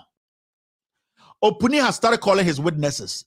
The kind of statement and facts Opuni's witnesses given out, and as a Omokache court, no. Onyega is doing everything possible to silence them. Now it's not working. No, the Attorney General Godfrey Dame, who we all know, is not smart. We all know Now, on the time I know a deputy to Gloria Akuffo, we all saw it. This boy is just a snitch. So everybody knows he's the weakest attorney general. Now, the attorney general does not have the facts to prosecute Opuni. What they are going to do are two things. They might come back and say, document Naba. Along the way, they will say they are missing documents. Now, they are shy. And I said they are so embarrassed and are too embarrassed to tell Ghanaians they have no case. They want to discontinue the case. They don't know what to do. Because something a bindway spine. Opuni case, no, entra omuchaya omudibeji power. And they say free SHS here and they are blasting. And they said teacher training now are blasting. Every single thing this Akuffo Addo government talked about in opposition, they lied to Ghanaians about. Today it is all backfiring. Now this is the only one they are holding on to. A Opuni case, and Godfrey Dame, as we speak, does not have the facts to prosecute Opuni, even though Huniga sitting there is on his team. Now it is Opuni Agongo against Huniga and the Attorney General, because you have to understand Huniga is basically working with the Attorney General. When there's no case, they meet to discuss what they will say in court. Now they are beginning to realize that the case is getting too much attention. They are beginning to realize that the Attorney General is not bringing something too strong to make his case. Huniga, the Chief Justice, all those people who are pushing for Opuni Agongo's jail, they know for a fact they don't have enough, something substantial to even put Opuni behind bars over 4 months. They know. Now they have to adapt a new strategy, and that strategy is the court documents have been tampered with. Let me tell you, they will come back. If they come back, they will say, "Oh, we have been able to retrieve." Along the way, the Attorney General raised an issue that some documents cannot be pulled out. They will tell you people that when the computer crashed, some things were not able to be, they could not retrieve some few documents. And that the court should give the Attorney General, and then the court will rather plead with the parties to give them time to think about how they will retrieve documents to make sure the case ends. What they are doing now, they are buying time for the Attorney General.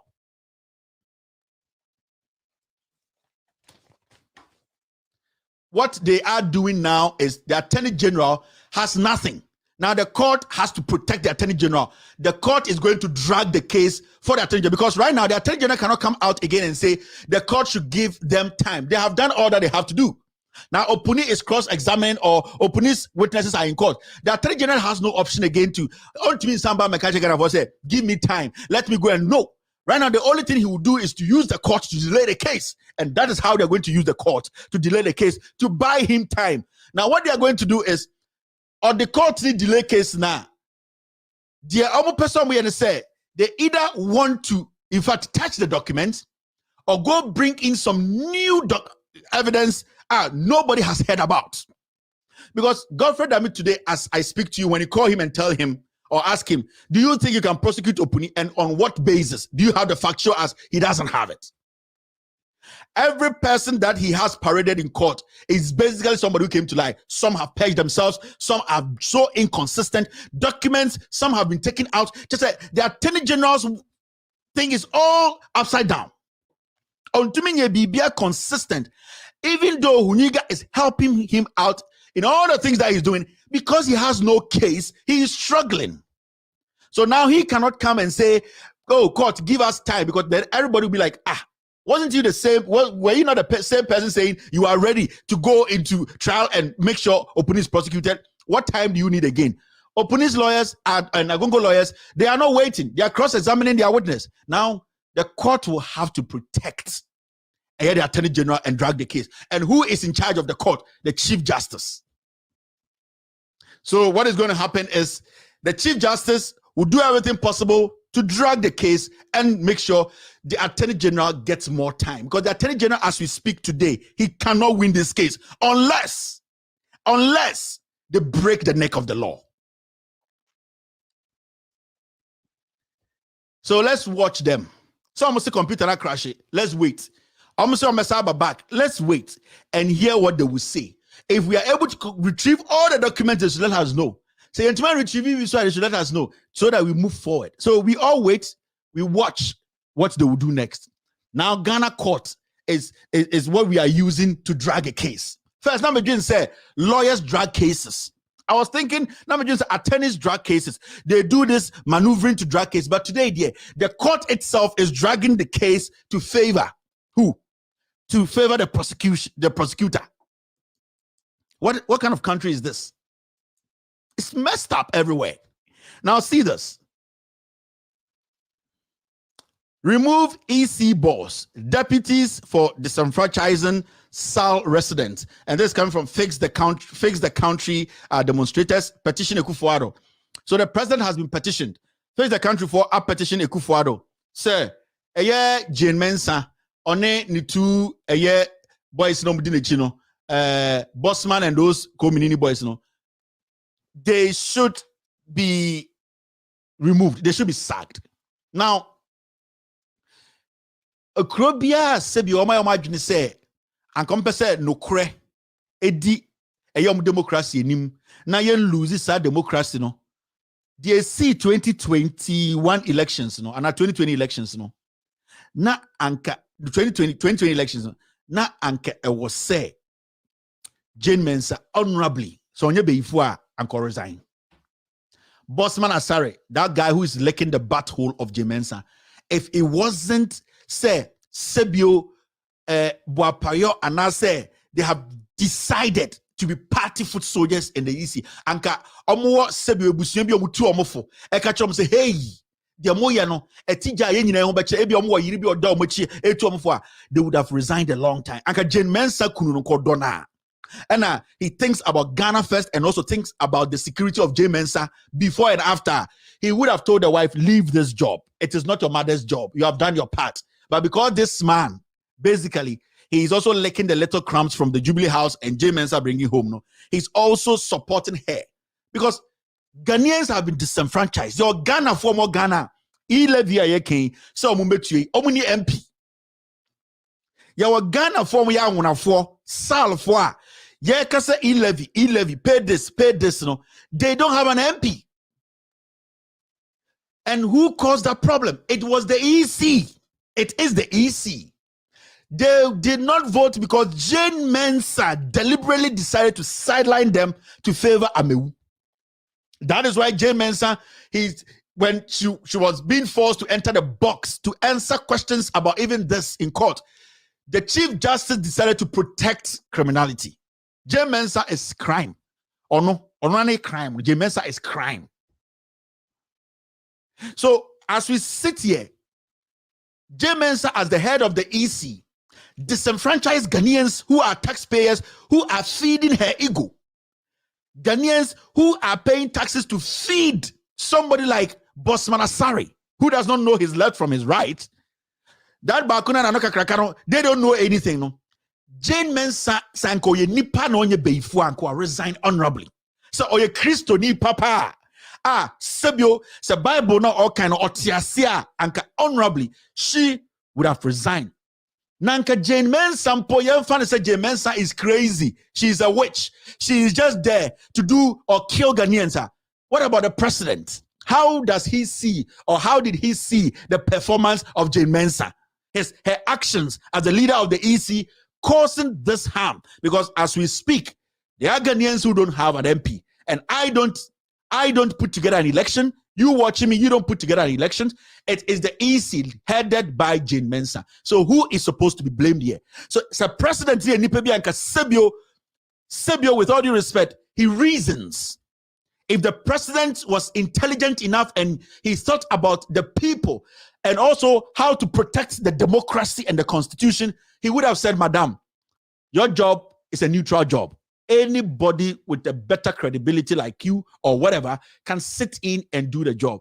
So to protect our elections, the integrity of our elections, I am the president, please step aside. Because when Akuffo Addo came to power, Akuffo Addo came up with a lot of reasons to say, Charlotte say, step away. And what were the reasons? Procurement breaches. Jane Mensah, as we speak, we don't know how much she spent on election. Procurement breaches. She has breached the law. We all know. It's a fact. It's on record. What did they use to sack Charlotte Osei? They said Charlotte Osei did some contract. So the issue is Jane Mensah has even done crazier things. But the president who is almost 88 years, the president who is certificateless, the president who lies about being a lawyer, the president who kills to win an election is saying, be there because I want to kill more. And the Ghana Armed Forces, the president instructed their boss, Vice Admiral Muama, to send soldiers to kill Ghanaians. They will be doing the damage more. So it is shocking that as we sit here, for Fix the Country to even say, Mr. President, remove this lady, it is like the president doesn't think, with all due respect to the president. I saw on Jenny, I said, what any vegetable, now Jenny no abba form to the point, what will even hurt his party in government. Because what you are doing, Akuffo Addo, you are rather hurting the party, your government. We all know, every single Ghanaian knows that you did not win the elections. Every single Ghanaian in Ghana knows you did not win the elections. It's a fact. You lost it. John Dramani Mahama and the NDC, they won the election straight up. Everybody knows how numbers men are the winning elections. No? Let's say the NDC, they are mad. Almost the numbers. Let's say NDC for they don't have numbers. They didn't put together. What number men are the winning elections? No? They can't even tell you. The NPP as a political party cannot even come out and say we won the elections with this number because they know they lost the elections. So at this point, you sit and you are like, in penform decree some way. Because if the president knows to say he won the elections legitimately, it does not matter who is at the EC. That means if the EC boss, through her inconsistencies, so the president can say you leave. It does not matter the referee. If the elections are fair, free, and fair, I will win. But the president knows that Jane Mensah helped him win. Jane Mensah stole the elections. The verdict, they stole it and they gave it to him. That is why he's struggling to sack this woman upon all the inconsistencies. So Jane Mensah sitting there, oh no, she has no integrity, she has no respect, she has no credibility. She does not care because she thinks like a monster. She would rather kill. You, the president, saying you think about the people. The battery is the Lord. The people's problem are our problems. Why don't you make sure that doubts never won't Ghana for and all that you have to do is to get rid of this woman. But Akuffo Addo knows without Jane Mensah, ultimately we need election for Ghana. 2016 elections was free and fair, and we all saw how it ended. Nobody fought anybody. Nobody even said, because 2016 elections, you can ask, number Ben now we need Akuffo Addo, you can tell Ghanaians the number you won with. And nobody contested what Charlotte Osei put out in 2016. Nobody contested it because we were in Ghana, we saw the numbers, and we all accepted the numbers. 2020, can you, Akuffo Addo, tell Ghanaians number of the winning elections? You can't. They are all towing the same line because they know you will help kill and make one of them president. That is why none of them, Alan and Bawumia, nobody has said anything about the people of Sal. Alan Chamantin wants to be president. He's not spoken about the people of Sal. Bawumia Abozige wants to be president. He has not spoken about the people of Sal. Alan Chamantin has not spoken about the Techiman people who were shot. The Abozige Bawumia has not spoken about it because they also want to enjoy that killings to win power. And to Bawumia, Alan, and Nana himself, these people are not supposed to occupy any seat in this country as leaders because they supported Akuffo Addo to kill El Techiman South. And they expect Akuffo Addo to use the military, use the vice admiral, and use the military to kill more people to make one of them president. Are you foolish? So why should we give these people any room? And yet, Bawumia Abozige and Alan Cash, because none of them is clean. Till date, between Alan Cash and Bawumia, nobody has spoken about Techiman South. Technically, they support the killings. Alan Chamantin is a killing support. He supports the killings. Bawumia, he wants to use that killings to win power. Why should we Ghanaians, sensible Ghanaians, sit and say, vote for these killers? You are killers. Why haven't you officially come out to speak against it? Because you supported what happened there. Inti ye Jiminti ni asa sorry say Alan Chamantin be president. Ye Jiminti ye Bawumia be president. Ma support man Kungana for we. Yan sama mutumi na mumwano. No. Nobody's going to do that. You are not men enough. Some more integrity, Kranka, you wouldn't run for president. Alan Chamanti, you are an embarrassment to Ghana politics. Bawumia, we all know he's a toy. He's not somebody who can make decisions. I keep telling you, he lies to himself. He even lies to his wife about his manhood, how long it is. So Bawumia is not somebody we can put this nation, the destiny of this nation in his hands. No. So we are Ghana now arguing with fear. Maybe a simple question. So Alan Cash person be the president. Bawumia person be the president. Techiman South, you kun Ghana for, just so you kun Ghana for, Ayawaso West Ghana, you kun Ghana for election, Ghana for Bia and Twaba, Sal for, you are a Ghanaian. You still want these people who are in cabinet meetings with the president to also become president? Then you are insane. You don't know what you want. Because if you know what you want, we have been crying that we get leaders who will protect us. We get leaders who will make sure our constitution, our democracy is intact. And we sit here and support people who have basically dismantled our democracy. Ghanaians cannot go out, vote, and come home peacefully. And these people cannot come out and speak against it. Then you, Alan Cash, are not a man enough to stand anywhere else and say you'll be president. Bawumia is a dead soul. He has no soul. He's not a man enough. He cannot lead. He supports killings. They are not men enough. And I will never sit here and say, make such people president. Why?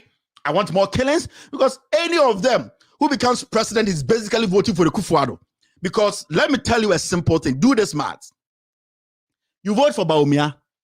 You vote for Alan Cash. The military setup, it will not change. Do you know that?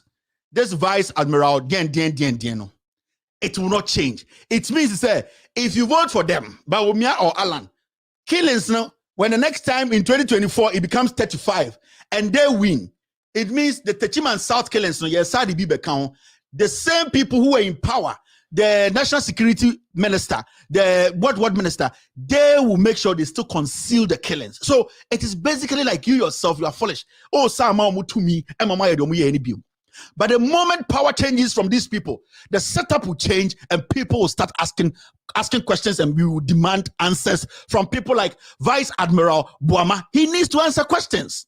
Who are those soldiers? Who gave the command? Who was the commander there? People like that will be questioned. So don't be foolish. No.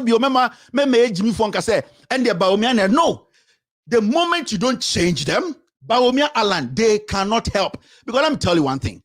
Oh, sorry, I was in your ding. Hey, and a corruption was through, and a PDS, and a Crown 4-way, and a Gabi Bushan 4. And the issue is the only way we can take action to retrieve our money back. 52.5 billion. Akuffo Addo knows. Gabi knows. If you don't vote against no matter who represent MPP and change government, they will take that money and they will steal more.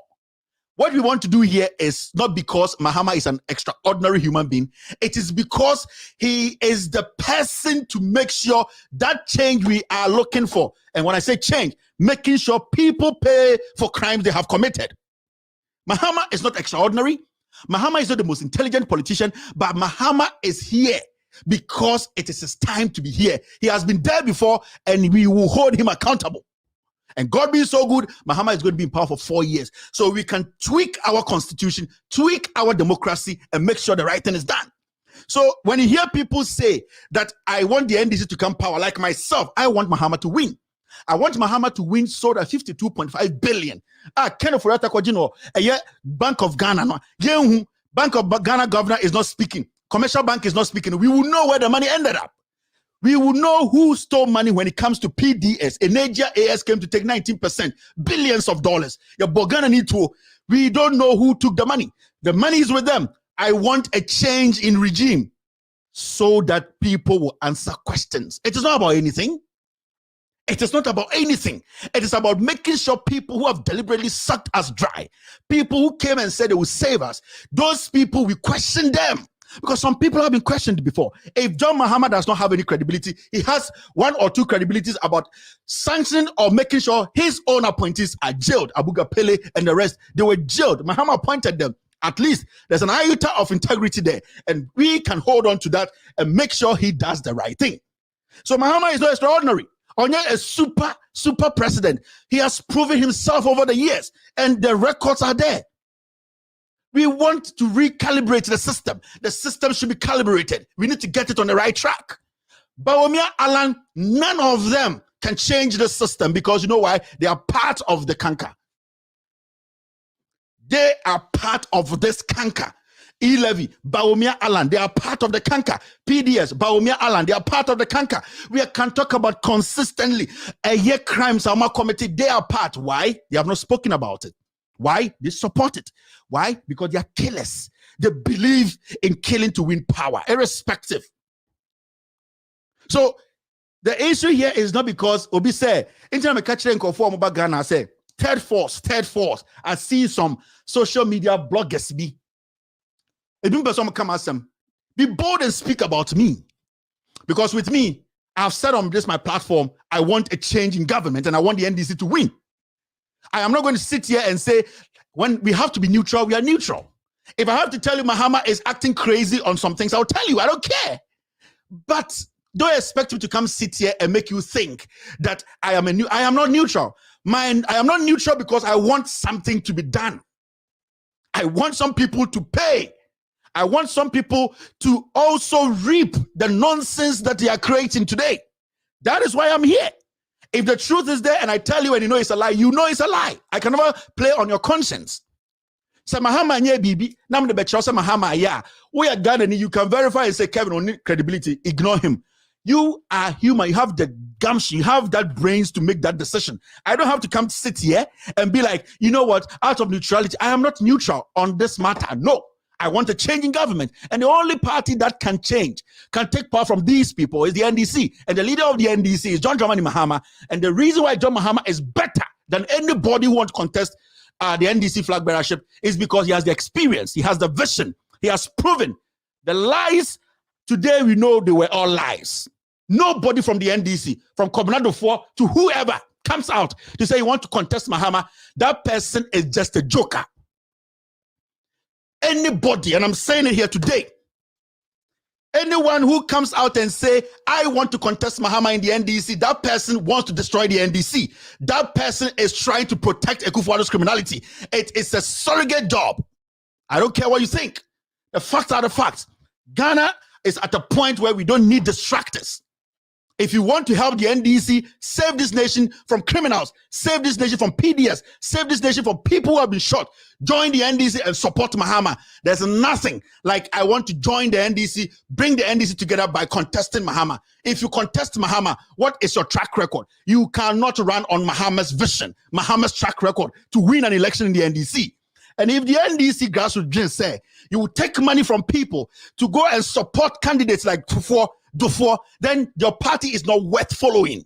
Your party is not worth dying for. Then JJ Rawlings wasted his time because that money you are taking from the grassroots, what is it going to do for you? We need people with track record. We need people who are ready. They have gone through the mill, the bad and good. They still survived it. I keep saying John Mahama had his flaws, but you cannot compare any president apart from Kwame Nkrumah to John Mahama. Nobody. And the facts are there. You can say whatever you want to say. I've made you understand my vision, where I am heading. And where I am heading is for the NDC to come together, bring John Mahama, support him, advise him to do the right thing to win elections and prove to these people that the country does not belong to a particular party or a family. That is my job. You don't like me, I don't care. I'm being honest with you. I'll not come and wear a suit and sit here and lie to you. If you don't like the message, tune off, go watch something else. Still watching with all due respect, extended version. I'll be right back after this short break.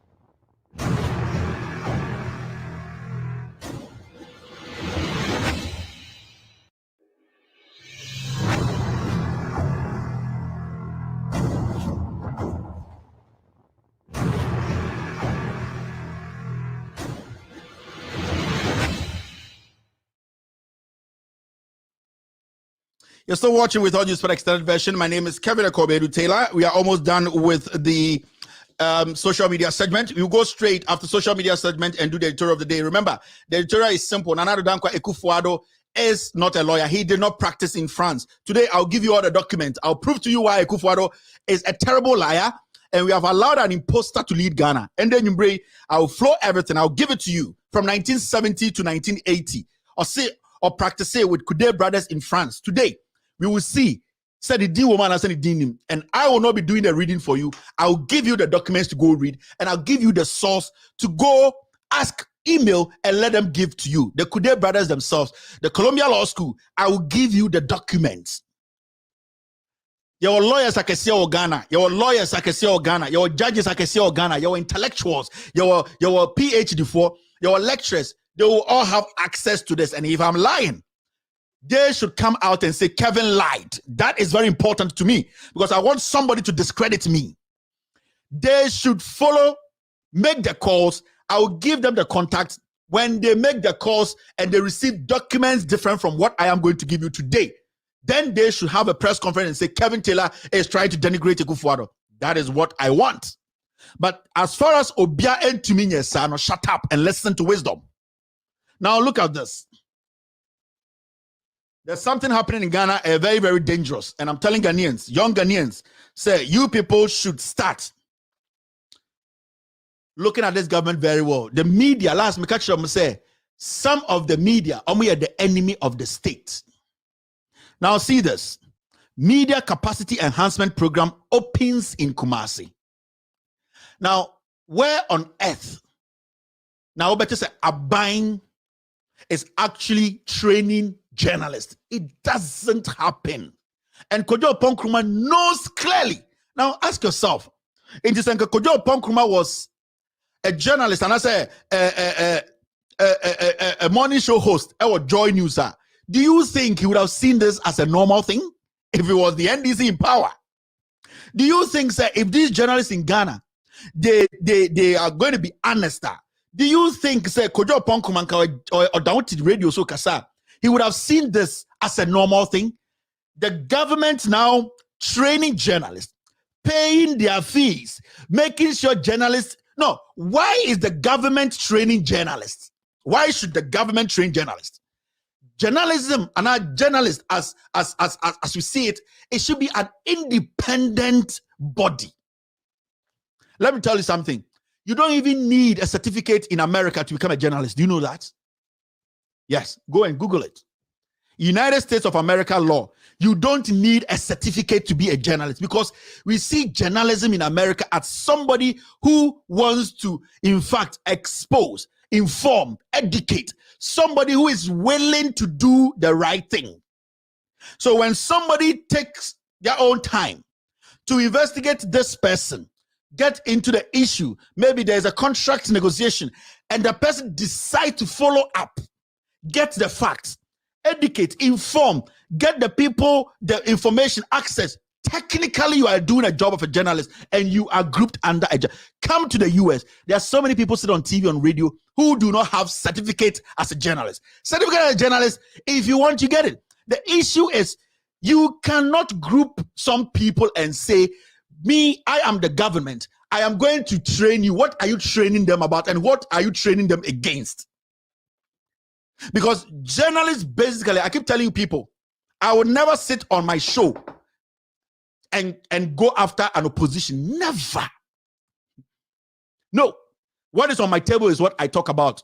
What is on my table? What is on my table is the president, is Akuffo Addo from the NPP. It is his government. We pay all our taxes to this president, this government, and they are my focus. As we speak now, the opposition, I don't pay a dime to them. So I will never concentrate on opposition. And there was a reason why opposition for a to abatia omo. Because there's omo mo modin. Monkona monkodin munyoma ho. Monkoya munyoma ye. See who said my ready, be mama saba. The okasa obeye say no wentuma nye ono de nsade aduane mu no ono ena na asem hiame. Why na nsade aduane mu Akuffo Addo na nsade aduane mu. Inti nsade dem no sebio okoja ne nan ansana owi ohoro ne nsa na se wan ohoro ne nsa ne nsa to de eno ne hiame enye de ogina baby o se o se sia de eye KVIP no omo bia gate nti omo bia meko ono na asem hiame de wawura KVIP nim Abba, or Ronensa, or the Nensa to a Bianim. That is my worry. That is my problem. And no enemy focus. So for a journalist to just say, I'm going for training, and who is taking care of that? The presidency. Oh, the government. So at the end of the day, the government can sit anywhere, get on any platform and say, this man, we gave him the training. And the issue is, what kind of training are you getting? Because you are calling yourself a journalist. You are calling yourself a member of the GJA. It means you have gone through some process. You already have the training. Every single person calling himself a journalist and being part of this means you have already gone through the mill. So technically, why should the government say, I want to train you? Train me on what? If I want to refresh myself, I will find ways to refresh myself. But for the government to say, I am training you, you are already calling yourself a qualified journalist, then what is the government training you on? Then it means you, in the first place, you were not qualified to call yourself a journalist. This government is training journalists to protect their criminality in this 4 years left. Now, listen to what Akuffo Addo said some time back. Listen to it very, very well. And I'll bet TBBA say, I'm aware that there's a school of thought that says that money is everything, and there's a lot of money. I'm aware there's going to be a lot of money washing up in the media in the year ahead of us, which is going to require you to spin and spin and spin. But one of the limitations of spinning is that it can never spin away the reality. The reality continues to be what we are all witnessing, an economy in disarray, and an IMF bailout country, which is not where we should be. So whatever be the case, the spinning and spinning has its limitation. The limitation is the reality and the truth of what is going on in Ghana. And Akuffo Addo, when he was in opposition, that is what he said. He said, it doesn't matter the amount of spinning you do. I'm trying to find the story to put up here. It doesn't matter the spinning you do. You might have been paid money, but you can spin and spin and spin. The reality is the dollar is almost 7. He was telling journalists. So Akuffo Addo knew that journalists could be compromised. They can be compromised to do the job of a certain government. That is when he wanted power. And he knows what he's doing today. Because when he was in opposition, he was telling journalists that, you know what, you might have been compromised.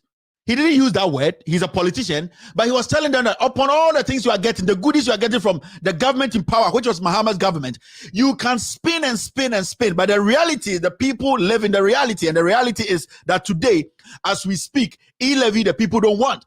As we speak, there are no jobs. As we speak, he has not been able to build one school. As we speak, so you have to understand he has done his homework. He wants to use the media against the people.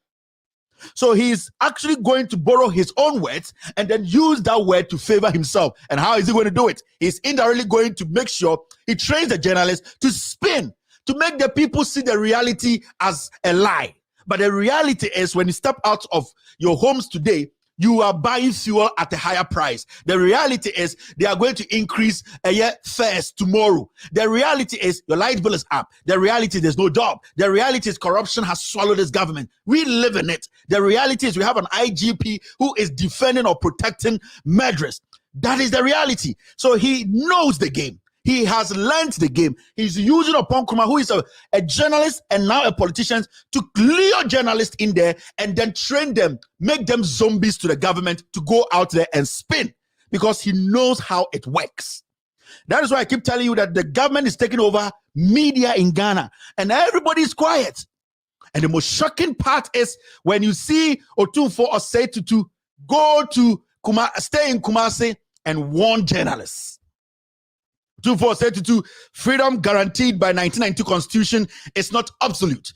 That is what Otumfuo Osei-Tutu is saying. Now, Otumfuo Osei-Tutu, who is very learned, Otumfuo Osei-Tutu has said your code school in our English meme, said your Canada. Otumfuo Osei-Tutu has said your Otigana. He knows the effect of good journalism. He knows the importance of the media. Today, because Otumfuo Osei-Tutu, one way or the other, is trying to force journalists to be part of a government's idea, it's not telling indirectly, warning journalists that you have freedom, but that freedom can be taken away from you. Why is Otumfuo Osei-Tutu saying that? The reason why I have a problem with his statement is simple. The statement Otumfuo Osei-Tutu made is an autocratic statement. The tendencies of Akuffo Addo, of Otumfuo, helping Akuffo Addo to be a tyrant is there. You know why? Because when a journalist goes to Techiman South to go cover an election, and soldiers and police come together to kill Ghanaians, and the journalist comes back to speak on it, and nobody acts, and the journalist now decide to speak on it more, use words for people to listen, to make sure the right thing is done. You cannot say that that journalist is abusing the power. You, Otumfuo Osei-Tutu, with all due respect, you live in Ghana. You never spoke about Techiman South, how Ghanaians were shot dead. When you live in this country, when excavators are taken from citizens who have legitimately registered as small-scale miners, we see party executives, ministers, appointees speaking on camera, stealing people's wealth, people's money, their bank transactions. You sit there, you don't make a statement. Journalists go out there, put their lives on the line, come and speak on it. People like you with voices, shut up. You don't make a statement. You turn around to say the journalists have limits. Do you think that when you live in your own castle, when you live in your own palace, Nana, Manusi na sebio obedience and phone na se wanka, sure say to get to a time you cannot do anything. Se akorebiti mensia, na debia kutatuo, na otututuo no by heart, na nkofoba mensia beka just nana, onana idea or mantem ha, or mensia ha, anopebia otututuo by heart, kasa chire no, na okasa oya dishia wonka, dakro or tamtuo no babo utirimutuo. And this is what we are living with. Why haven't you made sure, say, all the pressing things that the journalists are speaking against, and these are not things that are shallow. These are not things people are making up. Where you're nyoma, Ghana for your what can one do? Then you turn around as a king to tell journalists that their freedom is limited, the Constitution. Then it means you are supporting this criminality in Ghana, Nana. With all due respect to you, I respect you so much, but of late, it is beginning to look like you cannot put away your political cloth. In the first place, you are not even supposed to support a government that is what training journalists. Is that even real? How many of the things Nesu Ghana, Meno Kase, Nama Ben Nesu Ghana, what can one sama ban wejai? Tell me, Otumfuo. With all due respect to you, I respect you so much. But sometimes you cannot hide your party affiliation. We don't care if you're MPP. We don't care Akuffo Addo, your best friend, being president. What we care about is you speak like a leader. Don't speak like a political sycophant. Your position is huge. Your position is huge. If not the journalists who will bring out the scandals. Journalists brought PDS. You didn't speak. Because it is your Akuffo Addo who committed a crime. Journalists brought out a Mary. You did not speak because it is Akuffo Addo who is in power. Journalists talked about the criminalities, the killings. Journalists have put their lives on the line. Some have died. Some have been maimed. Some don't know whether to go home or not. You sat in Mensia. You enjoyed all the security. Today you turn around to tell them their powers are limited. Why didn't you support them when the crime was being reported? And these are the things that forces the people to revolt against every authority. It is important. Stop that, Nana. With all due respect, let the politicians do their politics. If you are not ready to speak truth to power, let the politicians do their politics. It is not forced to speak in favor of your party. That is not right. That is not right. You are limiting you are limiting you see, the stool you occupy is not a small stool, with all due respect. And I'm so happy every day I brag and I tell people the Ashanti king is not some normal boy they went to pick. He's a learned man.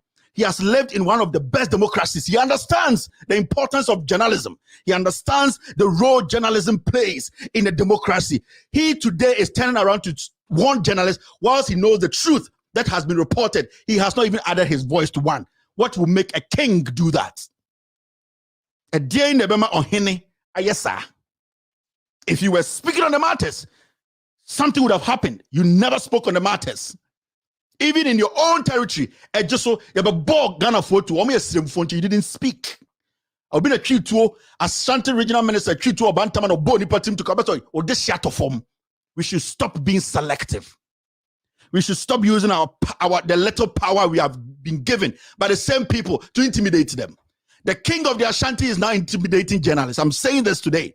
I'm saying you are intimidating journalists because you did not speak on the hard work of journalists in Ghana.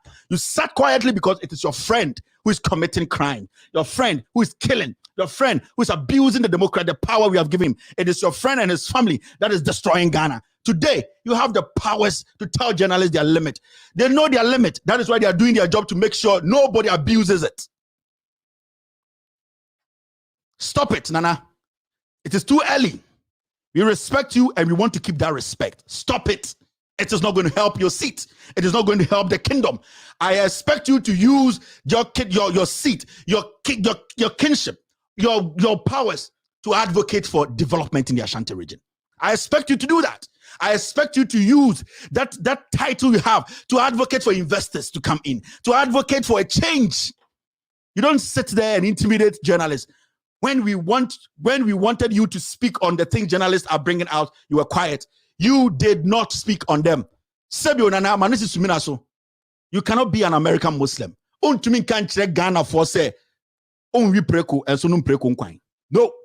If you don't speak on the work the journalists have done, the exposés they've done on your friend's government, then do not try to intimidate them with the constitution. Because when we fail to implement what the constitution mandates us to do, when people go against the law, the same people, they will fail again to listen to people like you.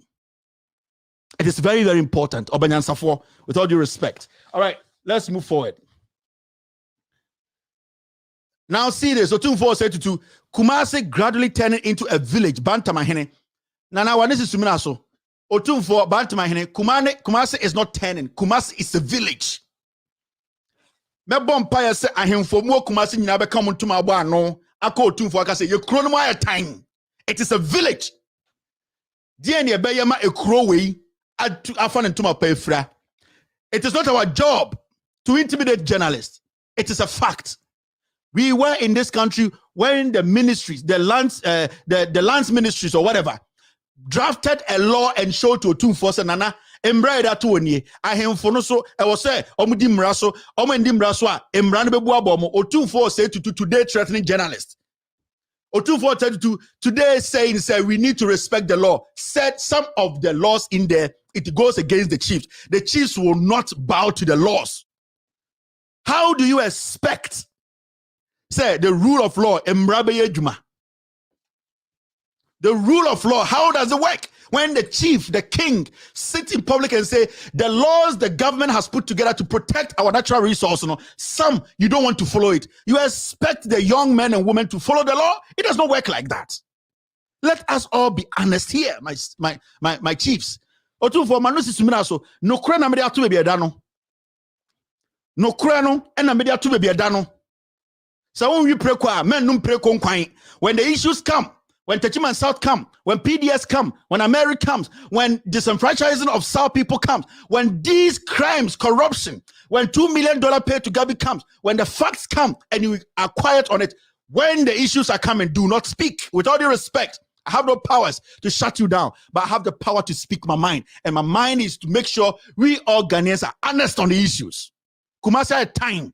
Kumasi you crass it. And it's not end if you come to do cry, you say you cross for ya who apple to be brave, ya who fin, ya coin in say in footra boy, my who fin, and then Asante regional minister Kaya, or say in tough one, you don't feel slim by some Jare, and the Kumasi or say in your Jari and Sanya Ban crying.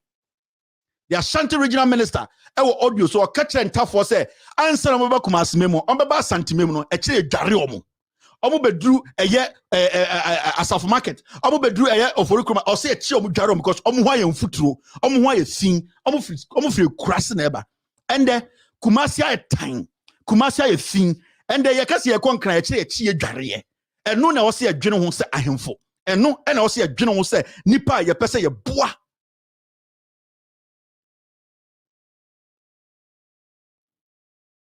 I'm sorry, my system just shut down. Nipa, if I say a boy, no, my nekoso. Media, I will say that as this. Kumasi is a village.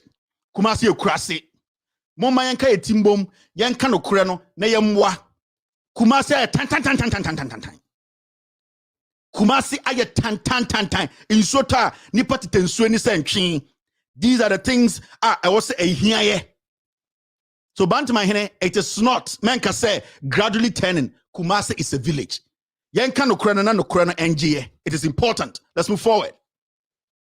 Now see this. That's true, man. Teacher training allowance is a wasteful policy. Stop it now. I think teacher training, we are training allowance issue. We have talked about it.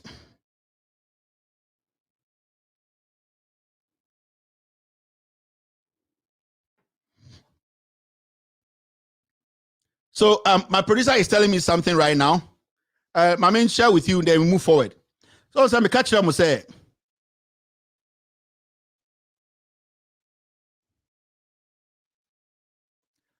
I'm gonna say this is what my producer is sending me. Paul says Paul Ademotre, my response to next scandal and the criminality. No, say he did not use the invoice that was circulating. Also, invoice me by Christmas tree. This explanation is the reason why his name is on that invoice is because he wanted to see the invoices that's coming in. That is the reason why he put his name on the invoice. Paul, then he went on to say he keeps mentioning that is just an invoice. What is an invoice? Paul is saying invoice na chain and the that's no. He just he put his name on it because he wanted to see the other invoice coming. And I hope everyone has seen the invoice on the ground. I'm not even going to put it on my show.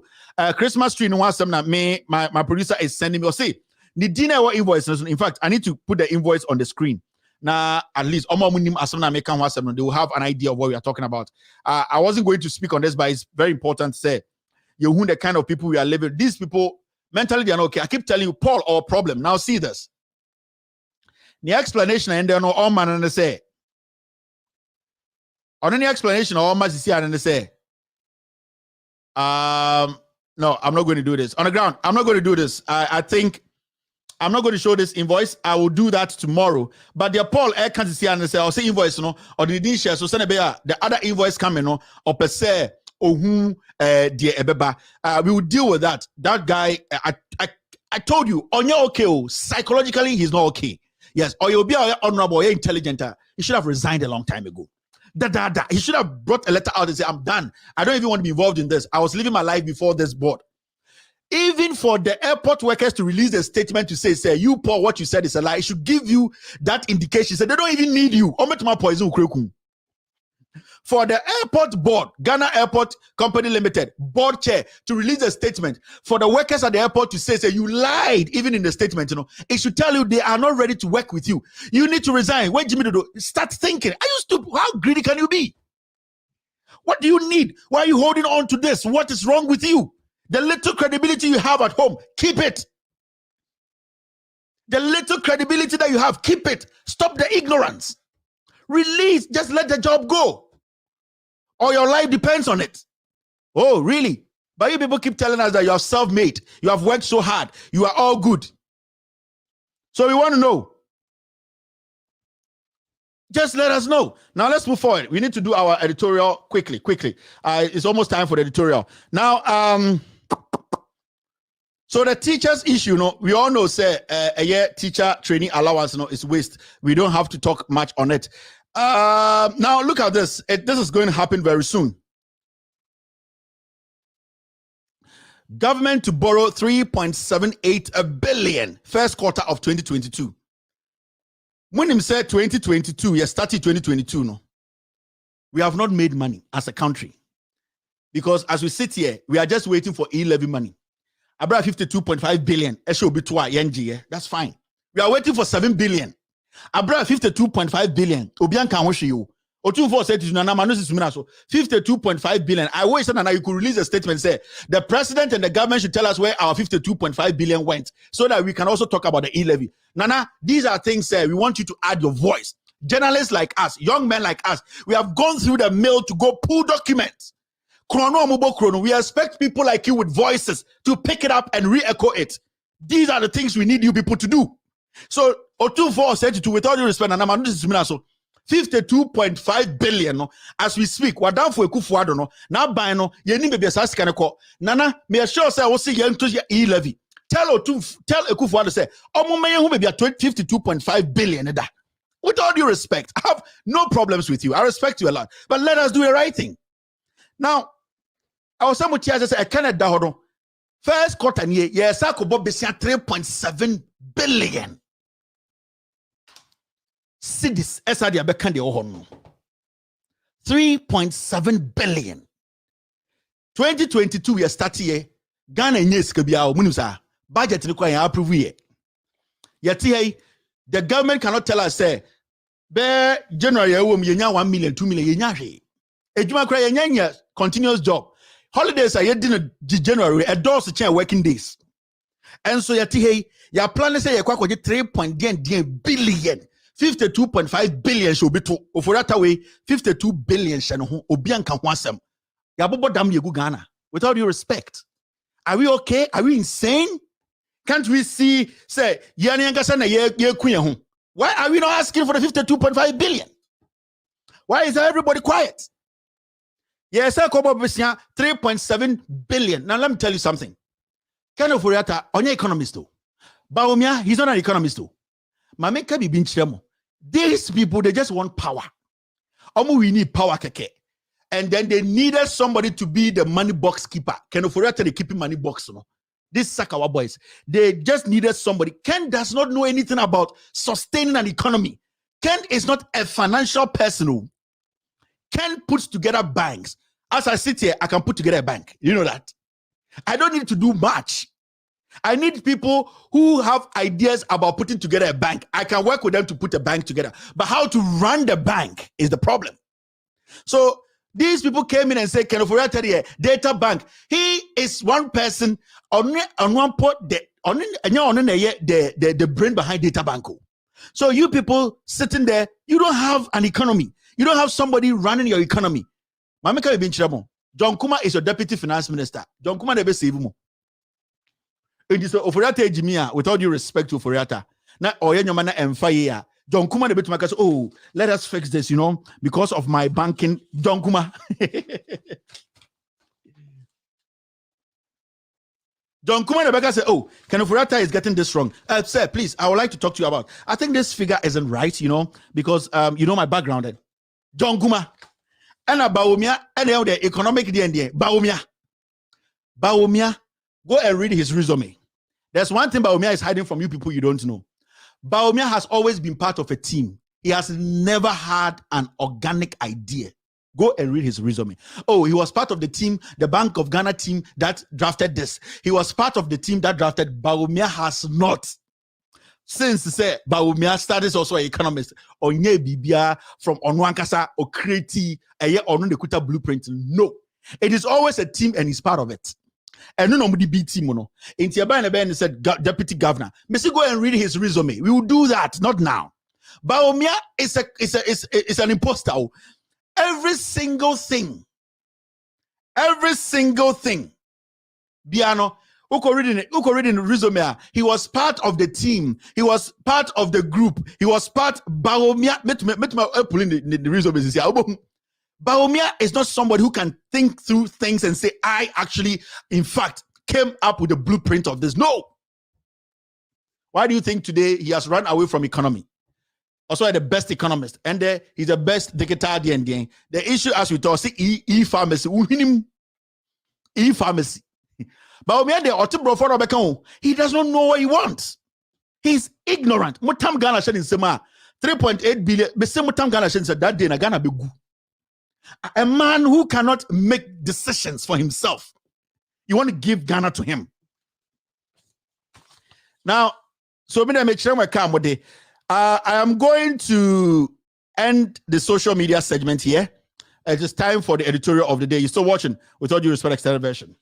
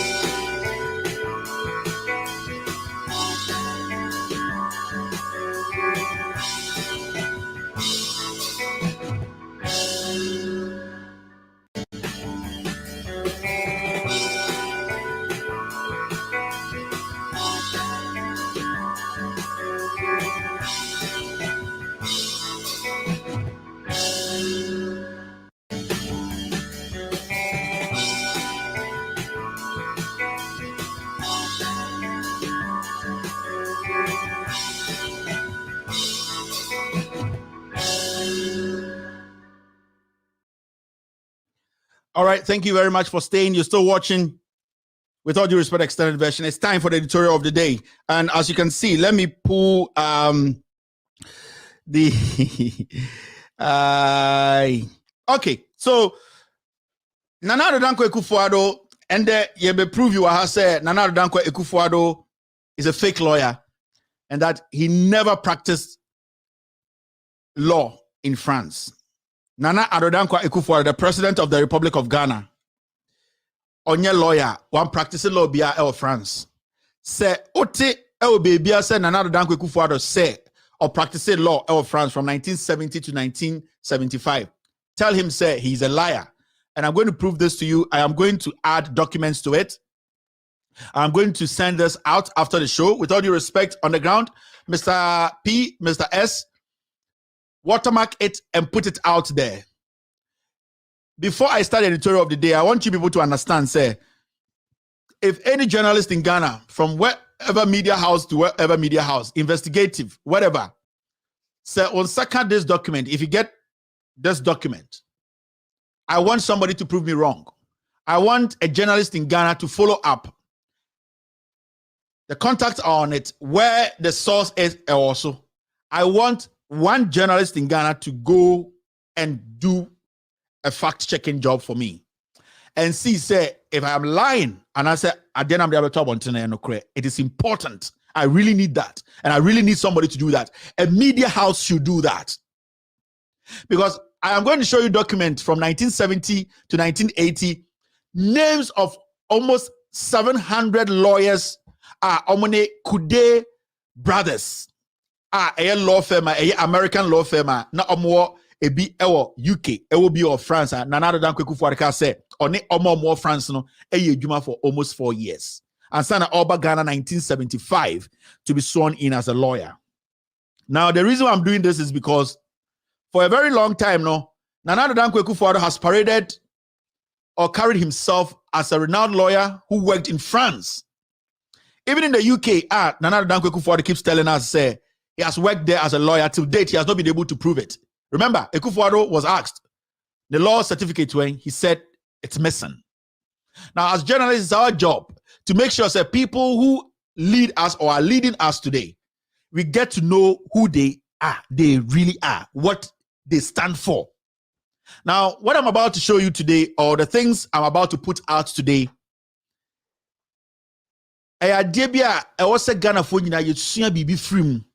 before your best son paso Ghana. I keep telling you, or I kept telling you people, Akuffo Addo was cooked. Akuffo Addo isn't a lawyer.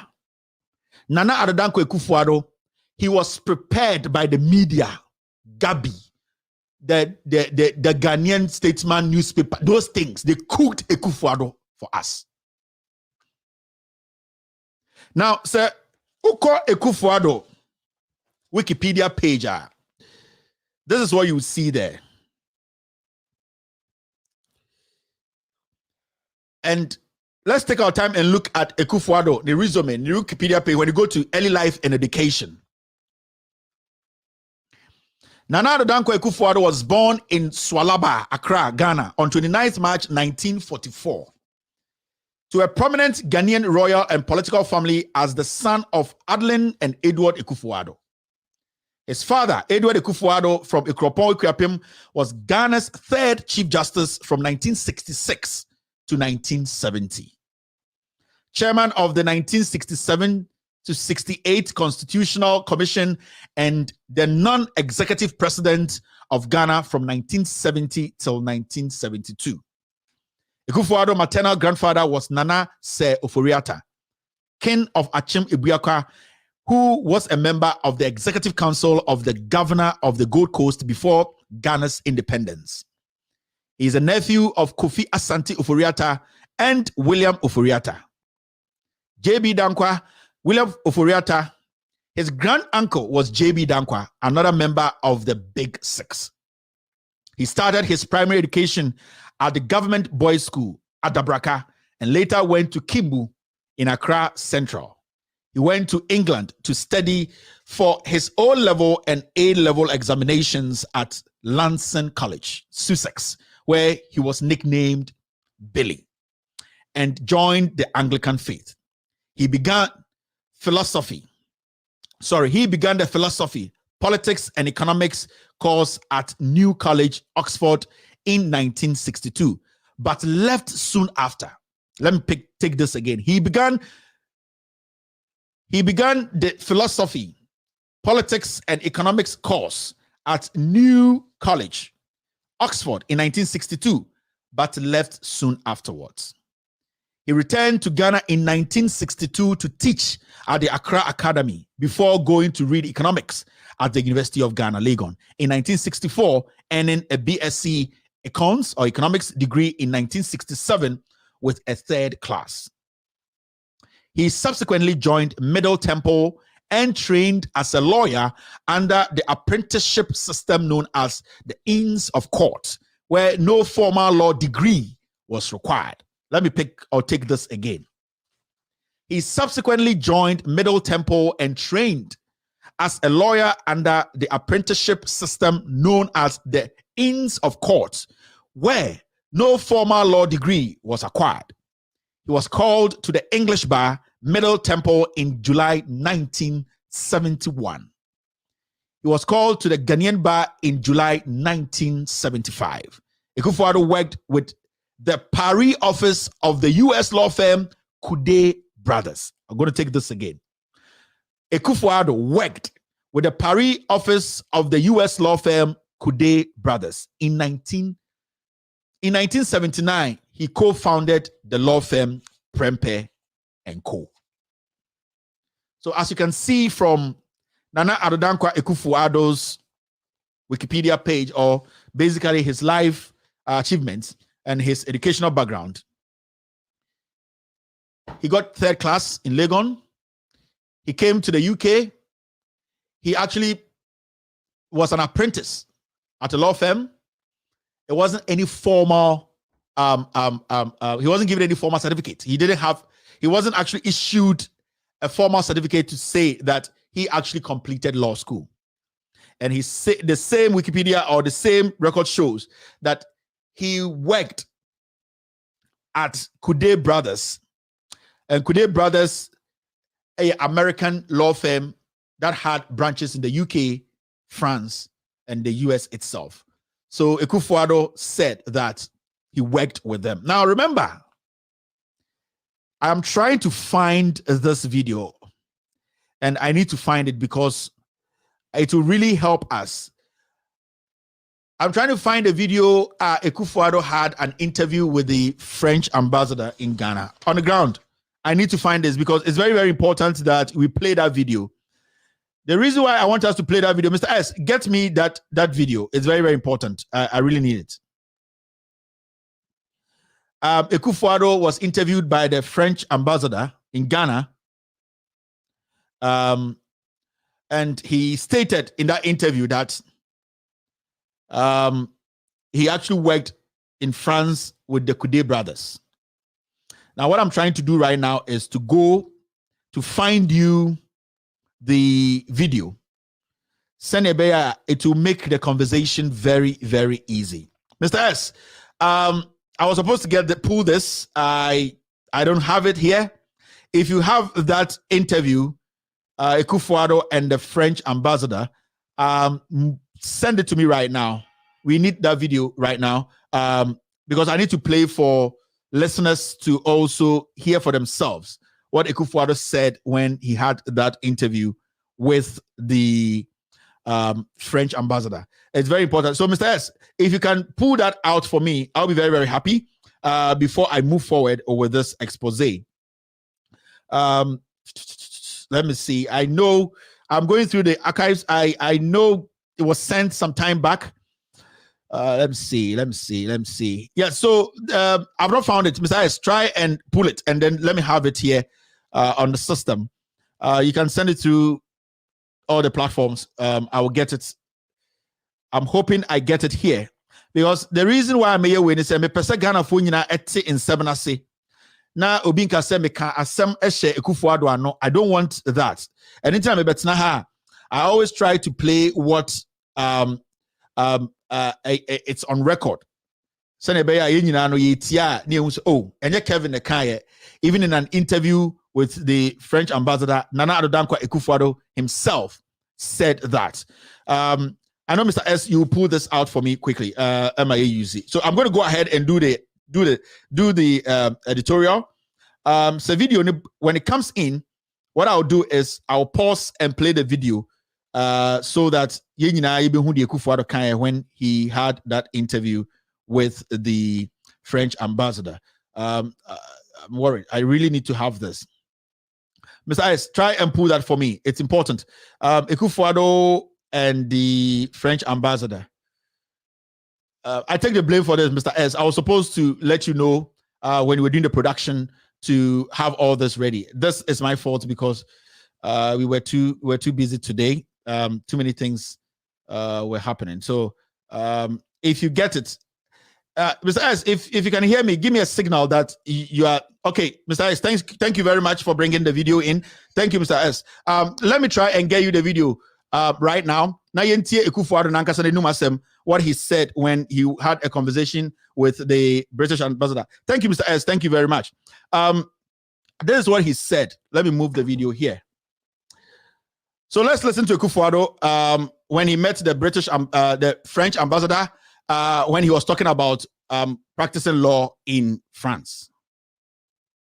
My question is, would you know what the Ghanaian anthem, the first words would be in French? God bless our homeland, Ghana, and make our great so. Que Dieu bénisse notre patrie, le Ghana, et ronde notre nation grande et forte. Quelque chose comme ça. Oh, absolutely, absolutely. And your anthem is full of hope. Ours was obviously a war song. Ours a revolutionary song. Yeah. So what would for our viewers be Allons enfants de la patrie, le jour de gloire est arrivé. What would that be in English or in Twi, whatever, but you know how in English. Yeah. Arise, children of the fatherland. Our day of glory is at hand or near. Is it right? Okay. So this is part of the interview. This is the one Akuffo Addo was trying to explain the anthem. In fact, Mr. S says he's very, very sorry. He got us the part that Akuffo Addo was actually reciting the anthem. That is not it. I know Mr. S will pull that one for us very, very soon. Opulibas is here now. What I'll do is I'll play that. But before it comes in, Mame and go ahead with the editorial. So Nana Akuffo Addo told Ghanaians, as I read to you information, say he worked in France. Now we are going to concentrate with the Kude brothers. The Kude brothers, in hear me because what Akuffo Addo said or practice here. Now the history about Kude brothers here, Kude Ferrez or Kude brothers LLP, where he claimed to have two have worked a New York-based law firm with a strong international outlook. Sorry for the typos there. It was in practice from 1853 until its dissolution in 2006. Kude brothers from 1853 all the way to 2006 and existed here. It was dissolved in 2006. From 1853, they active. They were working out to 2006 and a company no Eguye. Now the founder is called Frederic René Kude Sr., Charles Kude Jr., Louis Leons Kude. Ono neba and so also established this law firm. Now, date founded was 1853 or New York City. At the time of its dissolution, it had number of attorneys 650. In 2006, time na Kude brothers law firm gunu totally lawyers partners over 650. So you have to understand, say Kude brothers it is not a small law firm. It is not Prempe and Co. It is a big law firm.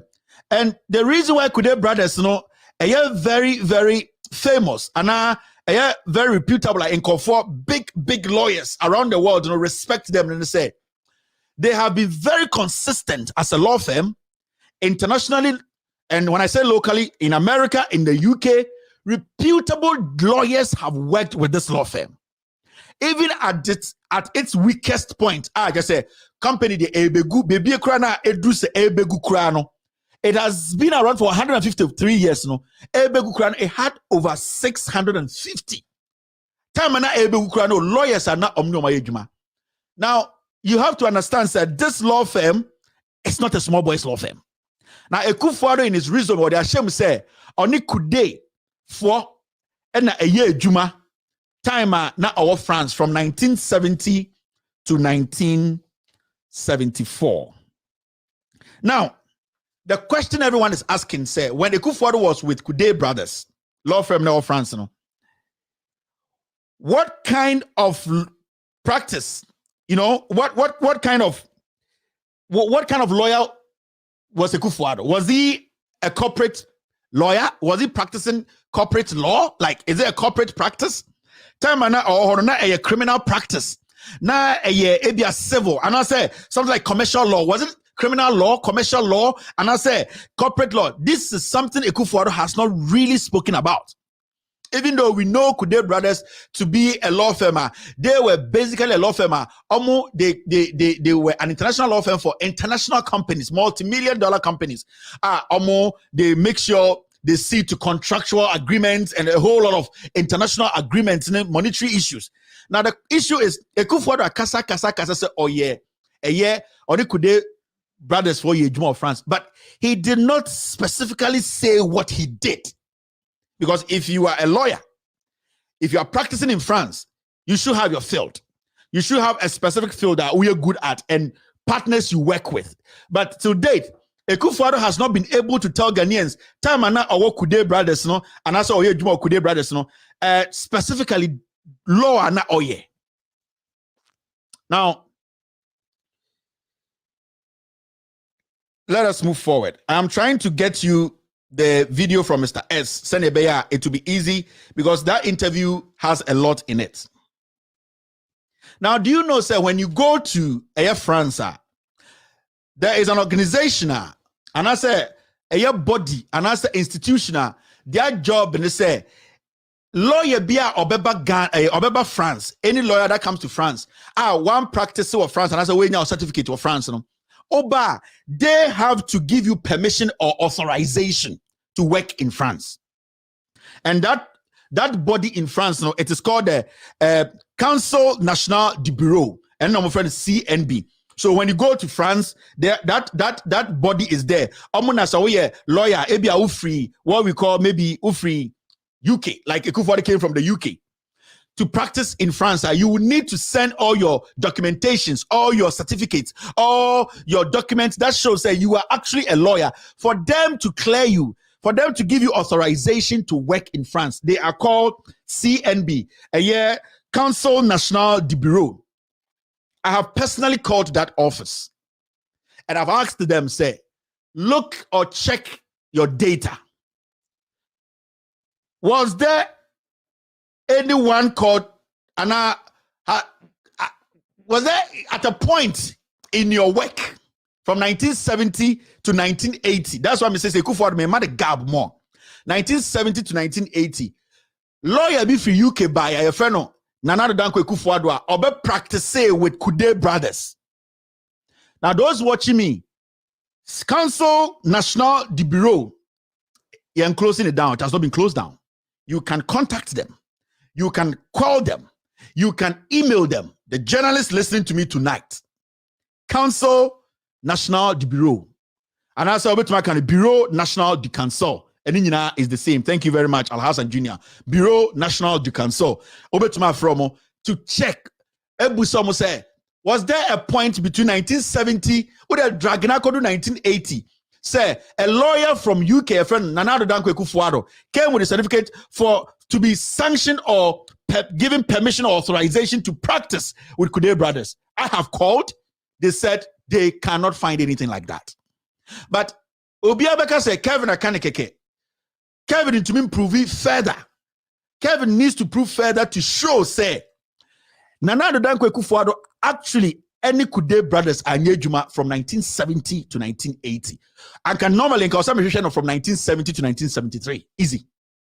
Because Akuffo Addo said about France 1971 or 1970, let's say 1970, and now about Ghana 1974. Technically, we are looking from 1970 to 1973. That is what we are looking at. 1970 to 1973, no. Akuffo Addo ne Kude brothers siege. Into pull data bia.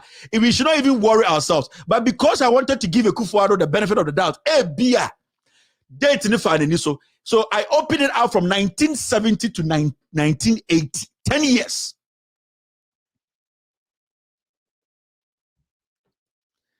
So that at least we will see, say, Akuffo Addo was telling the truth, because you cannot tighten him up. I want to help Akuffo Addo. I want him to understand, say, I am here to let the world know the truth. Ebiana ni di koshe 1976. And then di koshe 1975. And then 94, 74. And then Ebia 78 and then 79. Inti me man time kakasa and the moment from 1970 to 1980. William Dankwa Nana Akuffo Addo. Now this is what we found. Now also Tia says Akuffo Addo saying he worked with Kude brothers until date. No lawyer on earth, this planet, has come out to say he worked with Akuffo Addo in France. No lawyer. In fact, no partner, no lawyer has written a book to insert Akuffo Addo's name in and say we were on this case together. No lawyer from the Kude brothers and no lawyer from the UK or France. And I'm going to say this on authority because a year body our France a sanction all foreign lawyers coming into France to practice. They have said Akuffo Addo's name is not there. And we are one. No lawyer from Kude brothers from 1853. Let's crash that. From 1970 all the way to 1980 has come out to say they practiced with Akuffo Addo. No lawyer on earth. I'm saying this on authority. If there's one lawyer on earth who had written anything, Kude brothers or a partner, watch a single statement, Akuffo Addo new woman, they should bring it out. Now, let's move forward.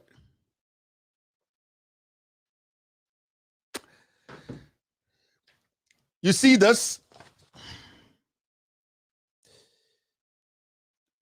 The documents I'm going to show you are all from Columbia Law School. The documents I am going to show you today are from Columbia Law School. Now, Columbia Law School is a school that any journalist or per se or finding out something on anything, they can call them, email them, fax them. It is there. Now, Columbia Law School, our library view and I say more database view every single lawyer and every single law firm be in America on net lawyer be a Juma be a from 18 what to 19 what. The Columbia Law School, Arthur W. Diamond Law Library. When you go there, any legitimate law firm, be in America. What branches were UK? The United States government knows about. Legitimate. Say Kude brothers biano. When you go there, they will be able to pull out every single lawyer that partnered or worked with that law firm. So don't get this twisted. This is not just a mere thing. It's the Columbia Law School. Go there. It is the Arthur W. Diamond Law Library. The address is there. More New York now. We MPP for now. School. No. It is 435 West 116th Street, New York. Zip code is 10027. 10027. When you go there, this you need to pay to get access to it. I'm being honest with you. You need to pay. They'll give you everything you want. This is for educational purposes. I am here and I'm showing this is for educational purposes. Copyright issues. We just want Ghanaians to know what has been hidden from us. Into Koha, we Mwamu Colombia, no? Your own Columbia Law School, no? Go to the Arthur W. Diamond Law Library and demand and ask, how much do I pay to get this? There's a law firm called Coudet Brothers, LLC, registered in the United States of America, an American law firm, not our branch of France. I want to know every single lawyer who has worked with this law firm. They will give you every lawyer. Thank you, Mr. Article. And remember, when the video comes, I'll play it because Ebabe share expose mu pepepe. So let's move forward. Now, 1970, Martindale Hubble Law Directory in 5 volumes. 103rd annual edition. 1970. Sorry, I said 1971, right? Nope, I'm looking for 1970. It's 1971.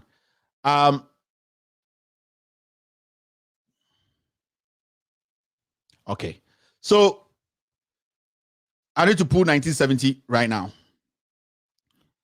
So 1970, this is what happened. I'm going to show you all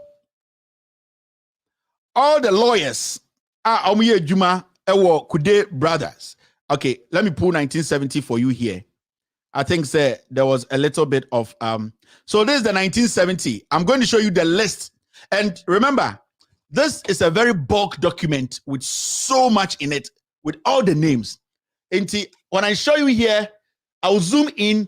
You can refer to some of the names, but I'll publish the document. Send it by every single individual.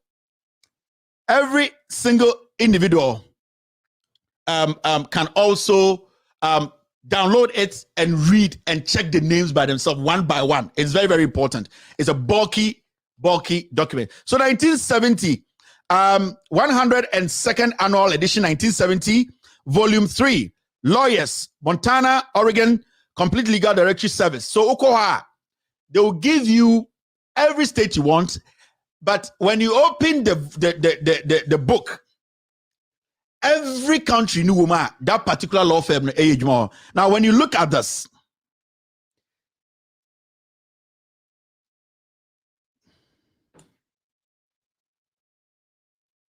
I'm still waiting for the video. That's why I'm a little distracted. All right, so when you look at this, 1971 EDNA, 130th annual edition, 1971. Remember, Akuffo Addo said,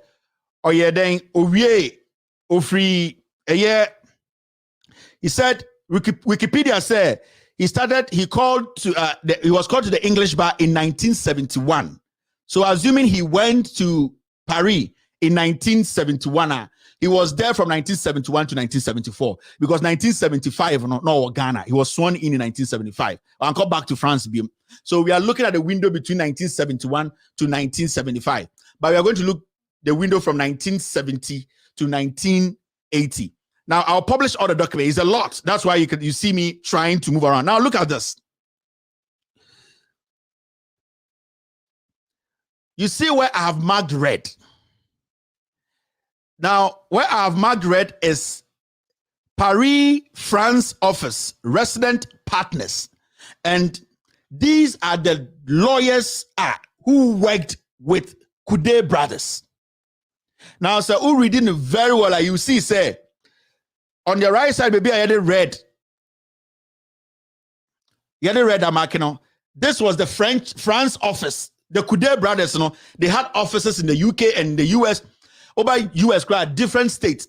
But when you go to France, they had one office. They had only one office in France.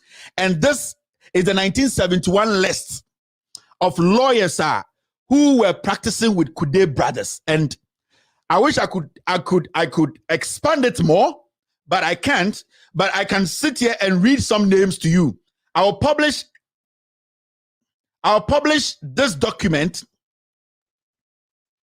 I'll publish this document after the show for everyone. But in 1971, you can see names like, let me zoom in. Paris, France office, resident, what we call resident partners, lawyers who practiced there in 1971. You can see Charles Terom, born Newark, New Jersey, September 30, 1914. Obadam, the second paragraph. You will see E. Ernest Goldstein, born in Pittsburgh. You can see a name like it's a lot. Like you see a lot of lawyers there with their background and what they practice. You see some where they worked, admitted to the bar 1939, New York, District of Florida 1957, U.S. Supreme Court, Harvard Law School, vice chairman. So every lawyer, Biano, and their resume, they'll put it out there. And we have looked at all of the lawyers. This is 1971. Kude brothers, partners, every lawyer who practiced with them. And this is the France office. Now, it's a bulky document. You need to take your time to read. And then, especially France, France office, the number of lawyers who practiced there. At the time, Kude brothers ever for the or about 650 partners. So you have to understand it's a huge law firm. Now, when you move to a year 1970, when you move to 1972,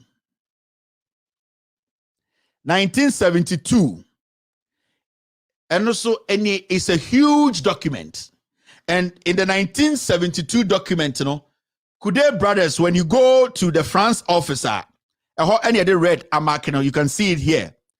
Charles Torem, born in Newark, he was the head there. When you read the rest, you will see all the lawyers there. If Akuffo Addo's name is there, you will see it. These were partners, lawyers, not Omuye Juma, Kude brothers in France. And Kude brothers, they had an office in France. So they had their partners, their senior partner, whoever practiced there, they will be able to show you who worked with Kude brothers. So this is 1972. That's why I'm saying that I'm not the only person with a fact. So if you also want to follow up, do everything possible and request for these things. Columbia Law School, you can get it. The library is there.